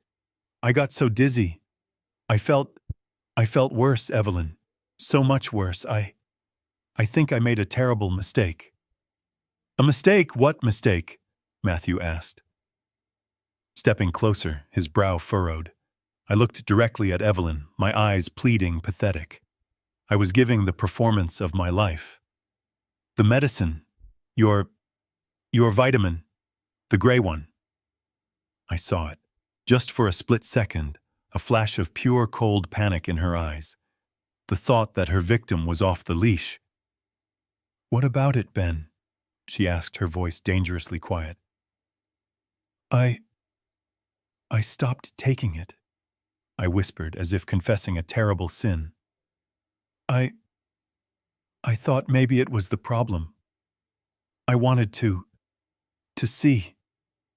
And I felt awful. Worse than ever. The fog. It was terrible, Evelyn. I couldn't think at all. I think I need it. I'm sorry I ever doubted you. I don't feel right without it." I watched them. I watched the panic in Evelyn's face recede, replaced by something else. I watched the tension in Matthew's shoulders relax. I watched them exchange a look. It was not a look of love, it was not a look of relief. It was the look of zookeepers who had just found their escaped animal, confused and starving, waiting by the cage, begging to be let back in. It was a look of pure, unadulterated victory. Evelyn's face softened back into its familiar saccharine mask of pity. She let out a soft, forgiving laugh. "Oh, Ben," she cooed, patting my arm. "You poor thing. You scared me half to death. You can't just stop your regimen like that. You're not a doctor." Matthew clapped me on the shoulder a little too hard. "Dad, you really gave us a fright. We told you that stuff was important. You're home now. We'll take care of you." Evelyn smiled, her eyes glittering. "Of course we will. You just sit down and rest. I'll go get your coffee, and I'll fix your medicine a fresh dose. Everything will be back to normal in no time." I was in my bedroom, which I had now come to think of as my command center. The suite at the St. Regis had been for planning. My home was now the stage. On my nightstand, next to the bed I had shared with Sarah for 45 years, sat the tablet Gary had provided. The screen was split, showing 2 silent live feeds, the kitchen and my study. I had been awake since 5 a.m., my body vibrating with the high dosage of the beta blocker, but my mind was a razor. I was waiting. At 7:30 a.m. she appeared on the kitchen feed. Evelyn. She was dressed for her day at the hospital, immaculate in her white coat, her hair pulled back. She looked every bit the professional, compassionate doctor. She began her routine. She pulled the coffee beans from the grinder. She poured filtered water into the machine. It was all so normal, so domestic. Then she paused. She looked left toward the dining room. She looked right toward the main hallway. The kitchen was empty. She was alone. My heart was hammering against my ribs, a dull, painful thud. "Show me," I thought. "Do it." She reached up not to the cabinet with the coffee mugs, but to the small spice cabinet above the stove. She reached behind the neatly organized rows of paprika and thyme, and she pulled out a small, dark, amber prescription bottle. No label. I held my breath. She twisted the child-proof cap, her movements quick and practiced. She tapped one of the large, dull gray pills into the palm of her hand. She glanced at it for just a second. Then she walked to the counter where Sarah's heavy marble mortar and pestle still sat. She dropped the pill in. I watched my blood turning to ice as my daughter-in-law, Dr. Evelyn Hayes, methodically crushed the vitamin into a fine gray powder. She tapped the pestle on the side of the mortar, ensuring every grain was loose. She looked over her shoulder one last time. Satisfied, she picked up the mortar and dumped the entire contents, all of the gray powder, directly into my coffee mug before she brewed the coffee. She then placed the mug under the machine and pressed brew. The dark, hot liquid streamed down, mixing with the poison, dissolving the evidence. She stirred it. Once, twice, 10 times, methodically. She placed the mug on the silver tray and walked out of the camera's view. A minute later, my bedroom door opened. "Dad," she cooed. "Good morning. I brought your coffee. You must be exhausted from your trip." She was smiling. That bright, false, clinical smile. She handed me the mug. It was still steaming. I could smell the rich, dark roast now laced with God knows what. "Thank you, Evelyn," I whispered. My voice was thick, but she would assume it was from weakness and sleep. She watched me. Her eyes didn't leave my face. She needed to see me drink it. She needed to ensure her patient was compliant. I raised the mug to my lips. My hand was shaking, a combination of the drug she was already giving me and the sheer violent terror of holding what I knew was poison. I let the hot liquid touch my tongue. It was bitter, more bitter than usual, but I forced myself to take a small sip, just enough to satisfy her. "Ah, good. Thank you, dear." She smiled, her duty done. "Of course. Now I have rounds at the hospital, and Matthew is working from home today. Just rest. You've earned it." She turned and glided out of the room. The moment the door clicked shut, I swung my legs out of bed, ran to my private bathroom, and spat the remaining coffee into the sink. I turned on the faucet, washing the brown liquid down, scrubbing my mouth, my hands gripping the marble counter as a wave of nausea and rage washed over me. I had it. I had the how. That evening, I set the stage for the second act. I was in my study, not at the desk, but in the large leather armchair by the fire. The television was on, tuned to some mindless news program, the volume low. The tablet was hidden under a nearby blanket, but I wasn't watching it. I didn't need to. The micro camera in the smoke detector above my head was live recording. I was performing for it. I let my head loll to the side. I let my mouth hang slightly open. I focused on the tremor in my hands. I was the perfect picture of a heavily medicated, confused, and fading old man. At 8 p.m., Matthew came in. He didn't greet me. He was on his phone looking annoyed. He walked straight to the large built-in safe hidden behind the painting of my late wife. I watched him. He spun the dial. My combination. Sarah's birthday. My stomach tightened. He knew it. The heavy steel door swung open. He reached inside, past my stock certificates, past Sarah's jewelry I kept there. He pulled out a thick blue legal-sized folder. He closed the safe, spun the lock, and only then did he turn to me. He stood there for a moment, just looking down at me. I could feel his contempt from across the room. "Dad," he said, tapping my shoulder. Not gently. I startled, blinking, looking up at him as if through a thick fog. "Matthew, what? What time is it?" "It's late, Dad," he said, his voice impatient. "But I just need you to sign something quickly. It's just some routine insurance paperwork for the company. End of quarter stuff. The lawyers need it." He opened the folder and dropped it onto my lap. He put a pen in my hand. I stared at the pages. They weren't insurance forms. Even upside down, I could see the dense paragraphs. I saw terms like collateral agreement and primary lien. It was another loan, or worse. What is this?" I mumbled, pretending to squint at the text.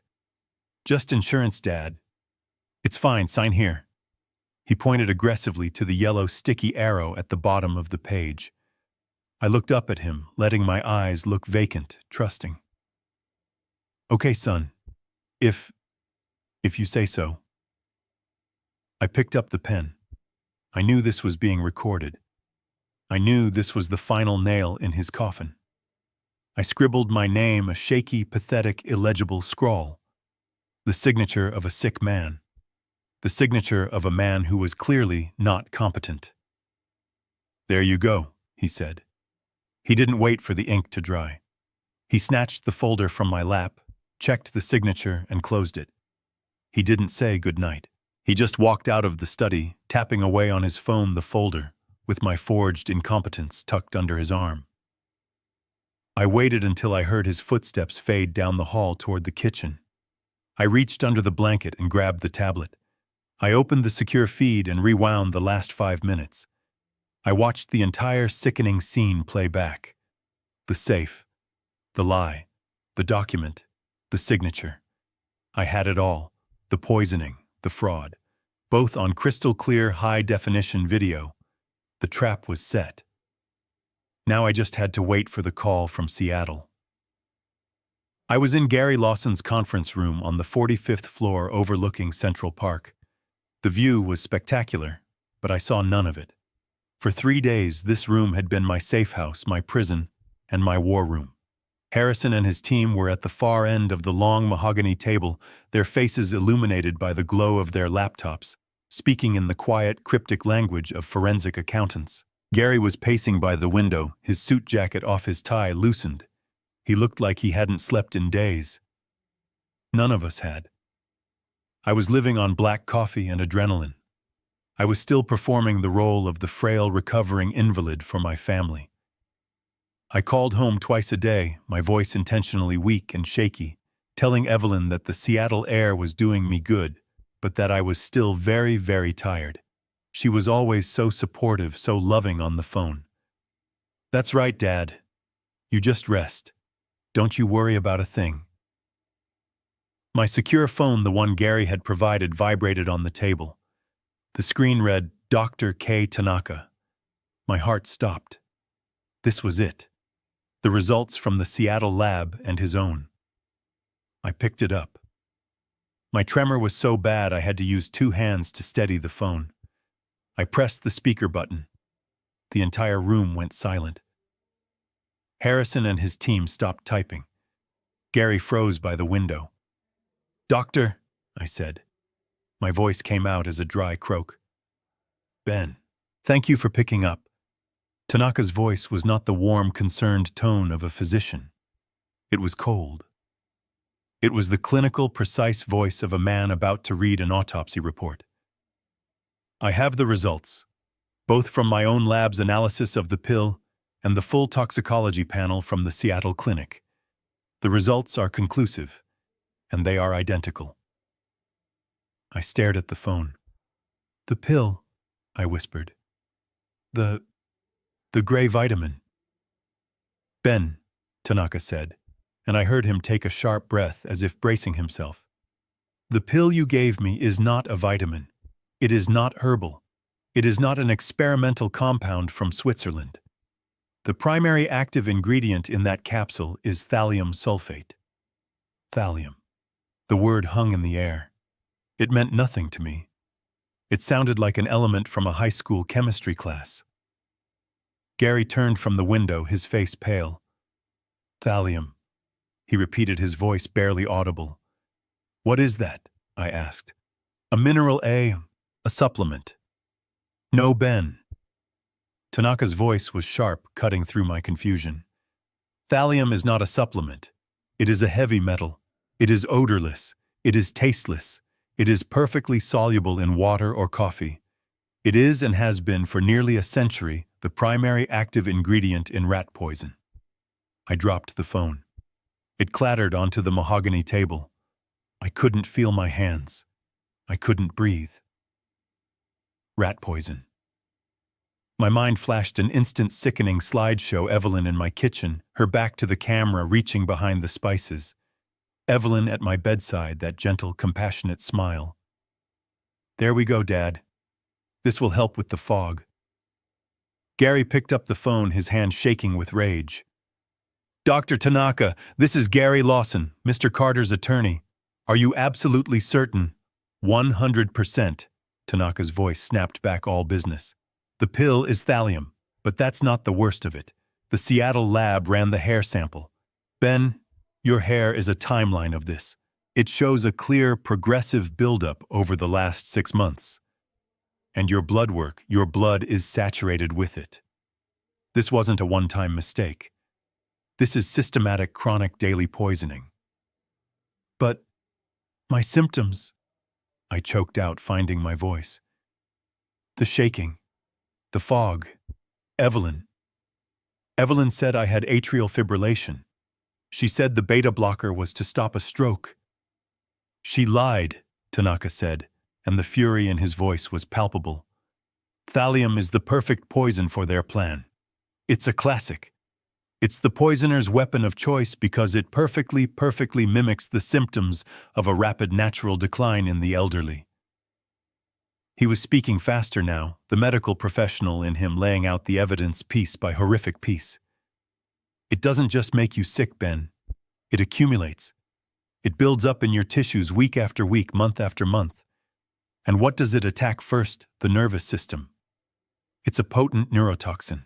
The very first sign of chronic thallium poisoning is a peripheral neuropathy, a persistent, uncontrollable tremor in the hands and feet.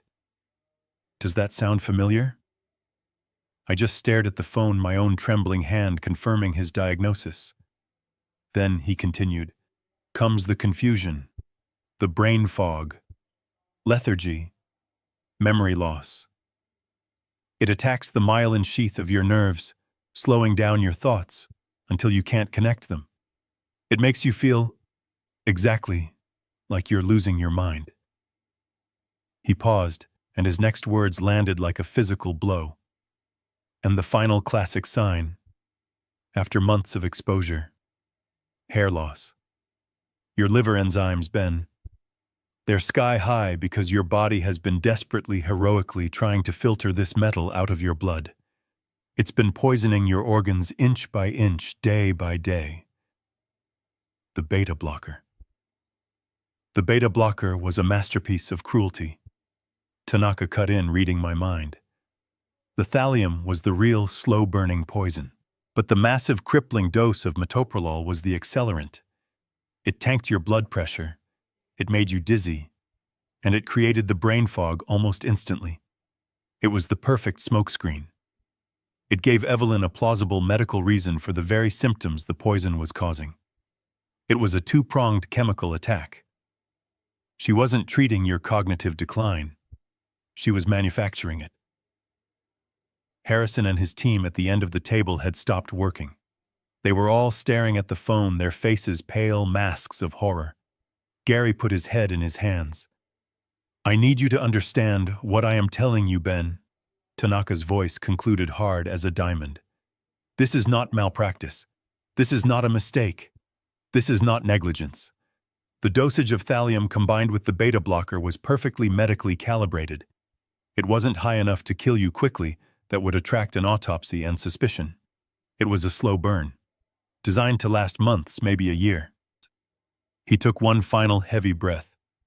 "They weren't just trying to make you seem confused, Ben. They were actively, medically, and methodically inducing a state of permanent neurological damage. They were trying to make you lose your mind, to have you declared legally incompetent. And if in the process your heart or your liver finally gave out from the strain, well, that would just be a terrible, tragic, natural death for a confused, sick old man." I was still staring at the phone on the conference table. The word poison was echoing in the silent room, a physical, sickening thing. Rat poison. They were feeding me rat poison. Gary had his head in his hands. The other two auditors were just staring, their faces white. I was drowning. The room felt like it was underwater. Then Harrison, the lead auditor, spoke. His voice was quiet, but it cut through the silence like a scalpel. "Mr. Lawson, Ben," he said, his eyes fixed on his main screen. "You need to look at this, now." Gary looked up, his face gray. "What is it, Harrison? It can't be worse than what we just heard." "It is," Harrison said. He didn't look up. He just pointed. "The $10 million loan. That was just the test run. That was just the beginning." I gripped the arms of my chair. My tremor, which had been a constant companion, now felt like an earthquake. What do you mean?" "I mean," Harrison said, "that your son is a machine. The digital forgery of your signature, he didn't just use it once. He's used it 17 times. 17 in the last 4 months. He projected his screen onto the large monitor at the end of the room. A list appeared. A long list of financial agreements, loan documents, and wire transfers, all dated, all for millions of dollars. "We were following the $10 million loan for Hudson Yards West," Harrison explained, his voice a grim monotone as he navigated the spreadsheets. "But that was a distraction. While we were focused on that, he was bleeding the company dry everywhere else." 17 times, I whispered. "But the banks, the lawyers, wouldn't they want to see me, to talk to me for a loan of that size?" "They would," Gary said, his voice choked with rage. "Unless—" Harrison clicked another file. A new document filled the screen. It was a legal document, a durable power of attorney. It was dated 5 months ago. It gave Matthew Carter complete, total, and irrevocable control over all of Carter Holdings' assets, citing the founder's progressive cognitive decline and withdrawal from daily operations. "This won't," Harrison said, "is the key. He didn't just forge your signature on the loans. He forged your signature on this. And then he had it medically certified." He pointed to the second page, a physician's affidavit attached to the power of attorney. It was a detailed medical opinion describing one Benjamin Carter as suffering from severe early-onset dementia, prone to paranoid delusions, and no longer medically competent to manage his own affairs. It was signed by Dr. Evelyn Hayes. I looked at the screen. I saw the words. Paranoid delusions. Medically incompetent. They had worked in perfect, horrifying tandem. Evelyn wasn't just poisoning me to create the symptoms. She was documenting those symptoms to create the legal paperwork Matthew needed to execute the robbery. While she was feeding me poison to make me look crazy, he was at the bank using her falsified medical reports to prove I was crazy. Ben, Gary said, his voice breaking. With this document, he didn't need you. He was you. He had the full legal authority to walk into any bank, sign any document, and leverage any asset he wanted. And that, Gary said, his voice dropping, is exactly what he did. Harrison clicked back to the spreadsheet. He didn't just mortgage the headquarters. He's mortgaged everything, Ben. The company's entire asset portfolio. The screen lit up with images of my life's work. The tower in Chicago. Leveraged, Harrison said, clicking. The 3 condo complexes in Miami. Leveraged. The undeveloped land in the Hamptons. The land you bought for Sarah. Leveraged. The cash reserves you were so proud of drained. Used as collateral for margin calls. He wasn't just stealing. He was systematically dismantling a 40-year empire piece by piece and selling it for scrap, all while I sat in my study getting foggier, shakier, and thanking them for taking care of me. We've been tracking the wires for the last 3 days, Harrison said. The money didn't stay in the company accounts. It was wired out instantly to a series of offshore shell companies. The Hudson Yards West project, the one he told you about. It's a ghost. A corporate entity registered in the Cayman Islands. We've traced wires going from there to other accounts in Switzerland and Panama. I finally found my voice. It was a sound I didn't recognize, a dry rasp. How much? Harrison's face was grim. He highlighted the final number at the bottom of his spreadsheet. The total outflow. The sum of the theft. As of this morning, Mr. Carter, your son and his wife have successfully have stolen $40 million. 0 in the last 6 months. $40 million. I had built a $100 million company. They had stolen almost half of it. I wasn't just being poisoned. I was being hollowed out. I was being erased. And they had left me with the debt, the leveraged buildings, and a company that was now just a shell, primed to collapse the second I died or was declared incompetent. I could barely process the number. $40 million. It was an amount so large it felt meaningless. I looked at Harrison, my mind numb, my body cold. Where, I managed to rasp, where did it go? You can't just hide $40 million. Harrison's face was grim. He clicked another tab on his screen, and a complex flowchart filled the monitor. It was a spiderweb of logos and arrows leading from the central Carter Holdings account to a dozen smaller anonymous boxes.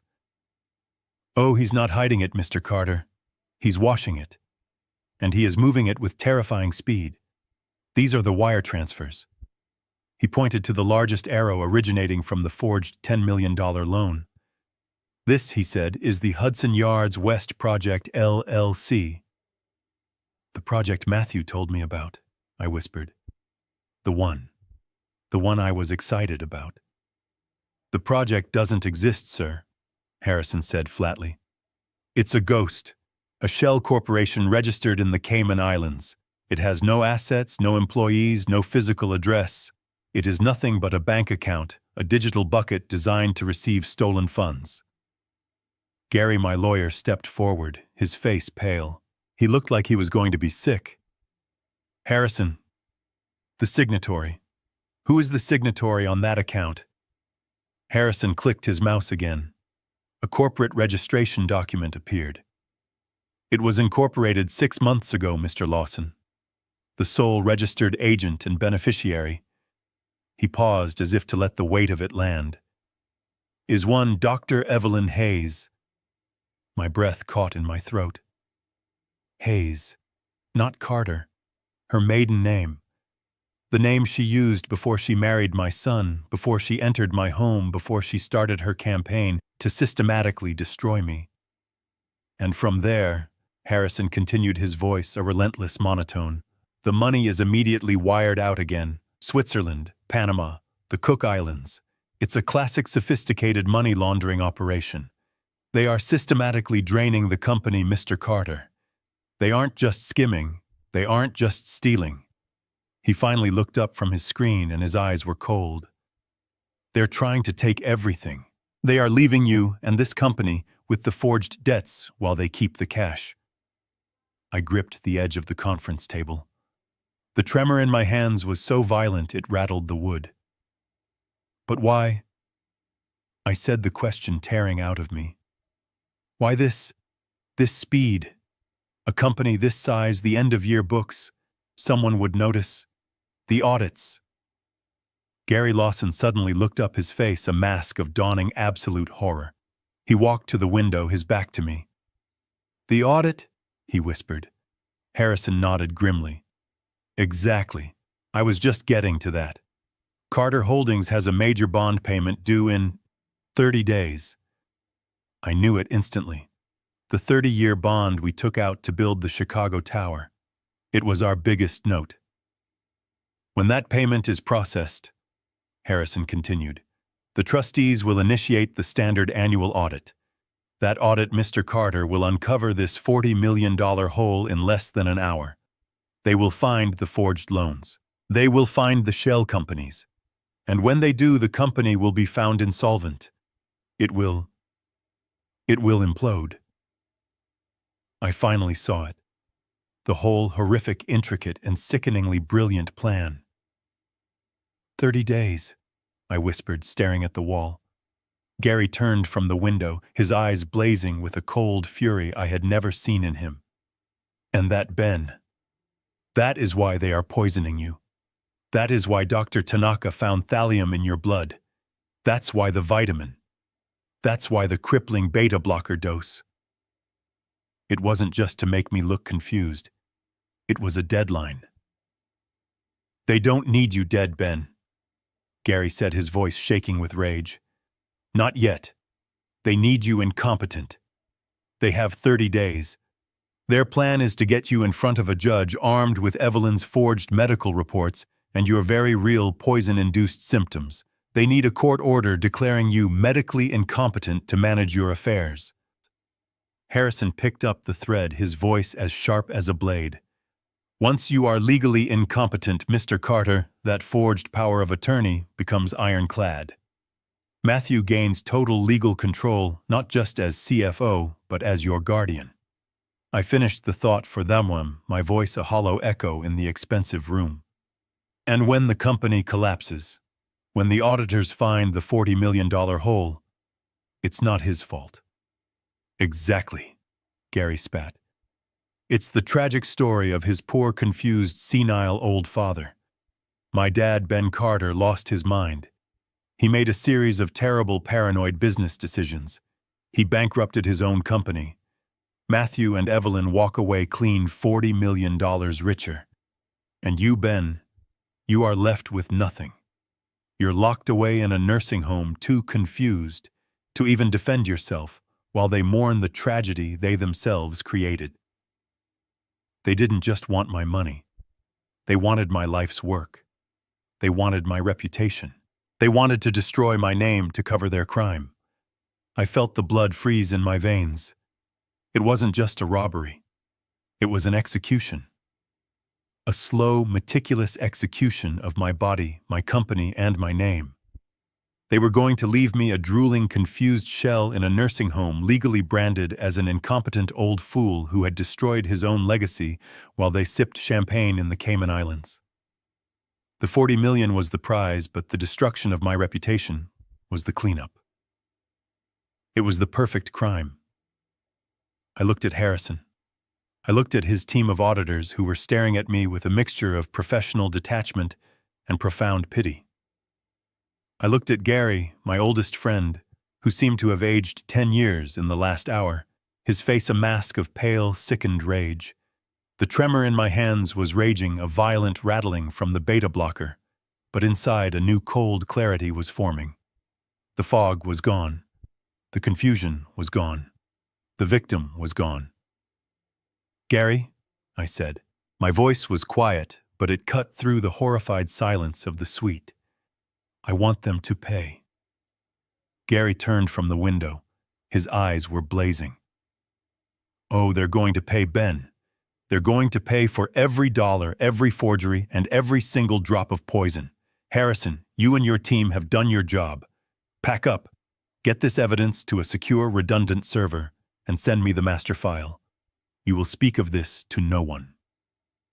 The auditors, relieved to be dismissed from this family horror show, packed their equipment with silent efficiency and were gone in 5 minutes.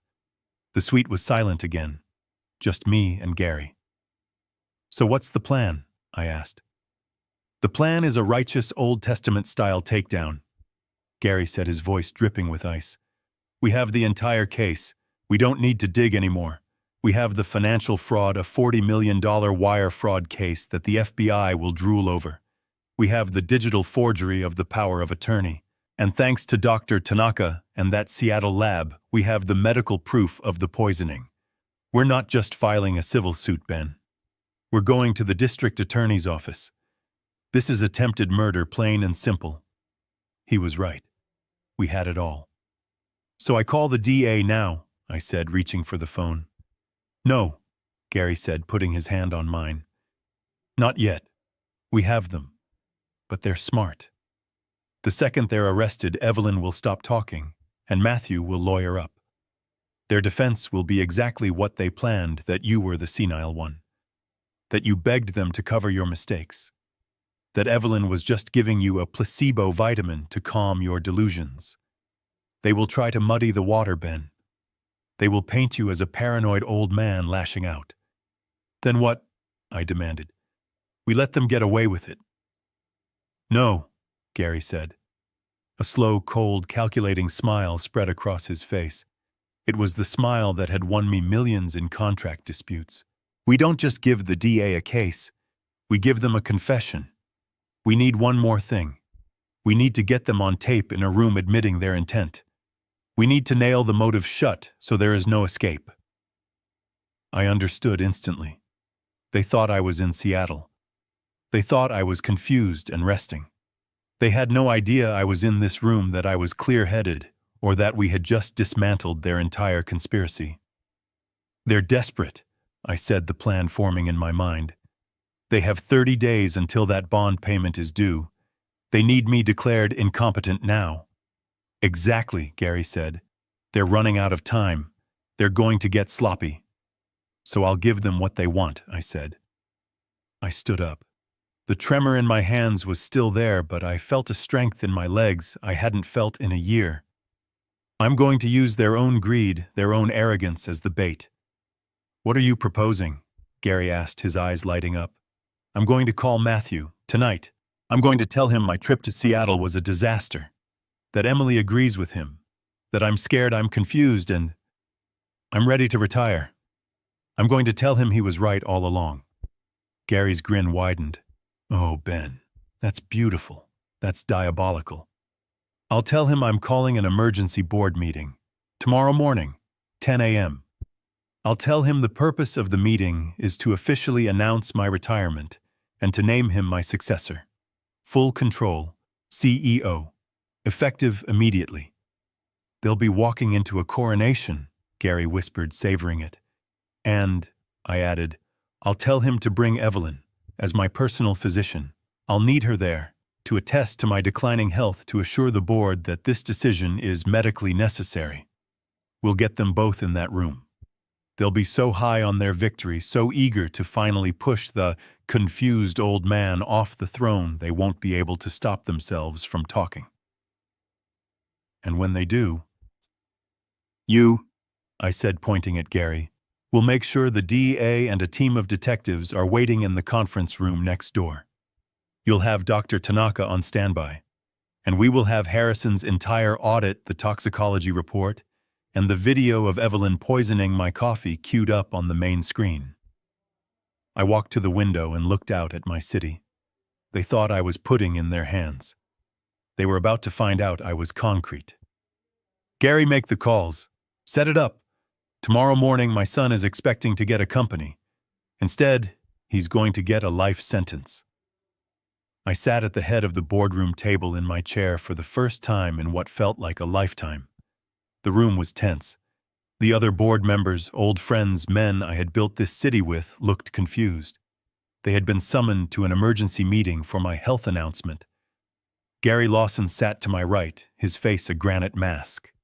At the far end, Matthew and Evelyn sat together. They looked victorious. They looked confident. Matthew had a folder in front of him, no doubt containing his speech, accepting his new role as CEO. Evelyn sat beside him, the picture of the supportive wife, her face arranged in an expression of solemn, loving concern for me. They thought this was their coronation. They had no idea it was their execution. I let my hands tremble on the table. I let my voice shake. I played the part they had written for me one last time. Thank you. I began, my voice weak. Thank you all for coming, as you all know. I paused, taking a shaky breath. My health has been, well, it's not good. I'm tired. I'm confused a lot of the time. I looked at my son. He nodded, his face the perfect mask of pained sympathy. Matthew, you've always said I should rest, that I should retire. Matthew leaned forward, his voice low and respectful for the benefit of the board. Dad, we just want what's best for you. You've earned your rest. I know, I said. I know you do. I paused, then looked up. I let my voice clear. I let it become the voice that had chaired these meetings for 40 years. Cold, clear, and absolute. But the funny thing is, Matthew, maybe my mind is a little clearer than you think. The shift in the room was instant. Matthew's smile froze. Evelyn's hand, which was resting on his, tensed. Gary, I said, my voice now booming with authority. If you would. Gary stood. This meeting is to review an emergency forensic audit of Carter Holdings initiated by Mr. Carter 3 days ago. What? Matthew shot to his feet. This is an outrage. This wasn't the agenda, Dad. What is this? You're confused. Am I? I said. Sit down, Matthew. Gary pressed a button. The large screen at the end of the room flickered to life. It wasn't a retirement announcement. It was Harrison's spiderweb flowchart. Carter Holdings at the center with dozens of arrows pointing to offshore accounts. What in God's name is that? One of the board members, Howard gasped. That, Gary said, his voice like ice, is a detailed map of $40 million being systematically siphoned from this company's core assets. The screen changed. The digital forgery of the $10 million loan. The forged power of attorney. The wire transfers to the Cayman Islands. This is, Matthew was stammering, his face pale. This is a misunderstanding. It's a complex leveraging strategy. Dad, you're not well. You're paranoid. You're mixing things up. I can explain this. Oh, I'm sure you can, I said, cutting him off. You've been explaining things to me for months. You and Evelyn. I looked at my daughter-in-law, who had gone completely white. You've been so helpful, especially in making sure I was too confused to notice a $40 million misunderstanding. I nodded to Gary. And, I said to the room to ensure I stayed confused, my son had help. Gary hit the button. The screen changed again. The financial audit vanished. In its place, the silent, high-definition footage from the hidden camera in my kitchen. The room was dead silent. We all watched. We watched Evelyn in her immaculate white coat look left and right. We watched her reach behind the paprika. We watched her pull out the unlabeled amber bottle. Matthew made a sound, a small, strangled noise. We watched her crush the gray pill in my wife's marble mortar and pestle. We watched her dump the gray powder into my coffee mug. We watched her stir it methodically before the coffee brewed. "What? What is that?" Howard whispered, his voice trembling with horror. "Ben, what is that?" "That," I said, my voice shaking with a cold rage, "is my special vitamin. The one from Switzerland. The one that helps with my fog." Evelyn was staring at the screen, her mouth open, her face a mask of pure reptilian panic. "Dad, Matthew was imploding. That's taken out of context. It's just a supplement. A homeopathic remedy. She was just grinding it up to help you swallow it." "A homeopathic remedy?" I asked. "For what?" "Confusion. Tremors, liver failure." I looked at the conference room door right on cue. "Dr. Tanaka, if you would be so kind." The door opened. Dr. Kenji Tanaka walked in. He was not in his scrubs. He was in a dark, impeccable suit, and he was carrying a slim leather folder. He looked professional, clinical, and absolutely furious. "Matthew Carter, Evelyn Hayes?" he asked. They just stared at him, trapped, their faces ashen. "My name is Dr. Kenji Tanaka," he said, addressing the stunned board. "I was retained by Mr. Carter 3 weeks ago. We ran a full independent toxicology panel on his blood, his hair, and the vitamin he was being administered by Dr. Hayes." He opened the folder and placed a single sheet of paper on the projector. The screen changed. It was a lab report. "The pill was not a vitamin," Tanaka said, his voice ringing in the silent room. "It was thallium sulfate, rat poison." A board member gasped, his hand flying to his mouth. "The dosage," Tanaka continued, his voice cold and precise, "was perfectly calibrated over a 6-month period to mimic the symptoms of advanced geriatric decline. It is a neurotoxin that induces tremors, confusion, and memory loss." Her medical report, he nodded at a frozen Evelyn, which claimed Mr. Carter had atrial fibrillation and early-onset dementia, was a complete fabrication, a medical fiction designed to cover up the real diagnosis. He looked at them, his eyes filled with professional contempt. He wasn't sick. He wasn't losing his mind. He was being systematically, chronically, and medically poisoned. I was still staring at the phone on the conference table. The word poison was echoing in the silent room, a physical, sickening thing. Rat poison. They were feeding me rat poison. Gary had his head in his hands. The other 2 auditors were just staring, their faces white. I was drowning. The room felt like it was underwater. Then Harrison, the lead auditor, spoke. His voice was quiet, but it cut through the silence like a scalpel. "Mr. Lawson, Ben," he said, his eyes fixed on his main screen. "You need to look at this. Now." Gary looked up, his face gray. "What is it, Harrison?" "It can't be worse than what we just heard." "It is," Harrison said.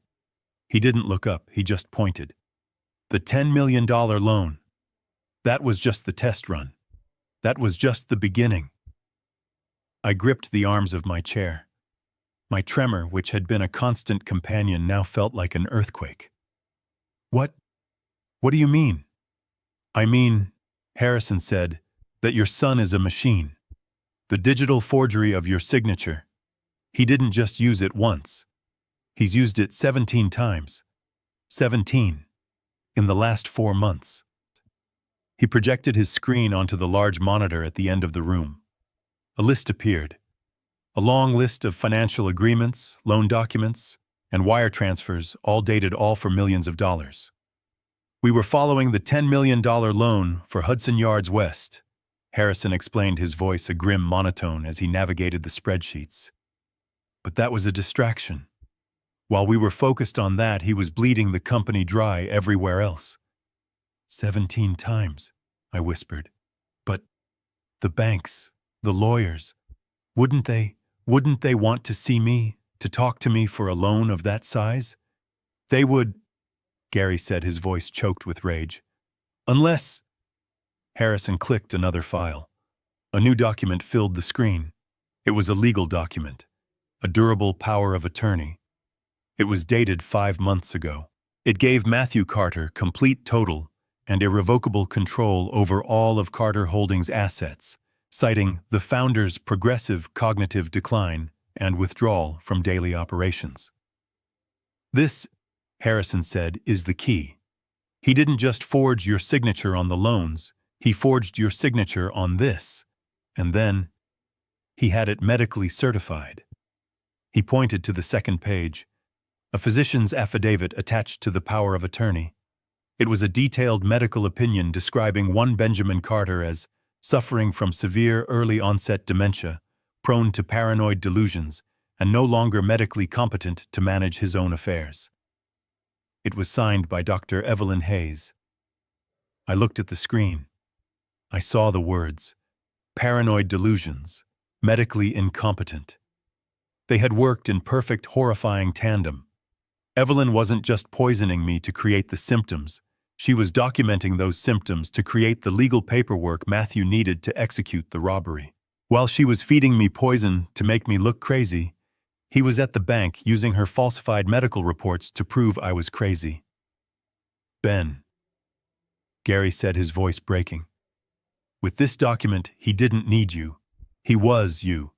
He had the full legal authority to walk into any bank, sign any document, and leverage any asset he wanted. And that, Gary said, his voice dropping, is exactly what he did. Harrison clicked back to the spreadsheet. He didn't just mortgage the headquarters. He's mortgaged everything, Ben. The company's entire asset portfolio. The screen lit up with images of my life's work. The tower in Chicago, leveraged, Harrison said, clicking. The 3 condo complexes in Miami, leveraged. The undeveloped land in the Hamptons, the land you bought for Sarah, leveraged. The cash reserves you were so proud of drained, used as collateral for margin calls. He wasn't just stealing. He was systematically dismantling a 40-year empire piece by piece and selling it for scrap, all while I sat in my study getting foggier, shakier, and thanking them for taking care of me. We've been tracking the wires for the last 3 days, Harrison said. The money didn't stay in the company accounts. It was wired out instantly to a series of offshore shell companies. The Hudson Yards West project, the one he told you about. It's a ghost. A corporate entity registered in the Cayman Islands. We've traced wires going from there to other accounts in Switzerland and Panama. I finally found my voice. It was a sound I didn't recognize, a dry rasp.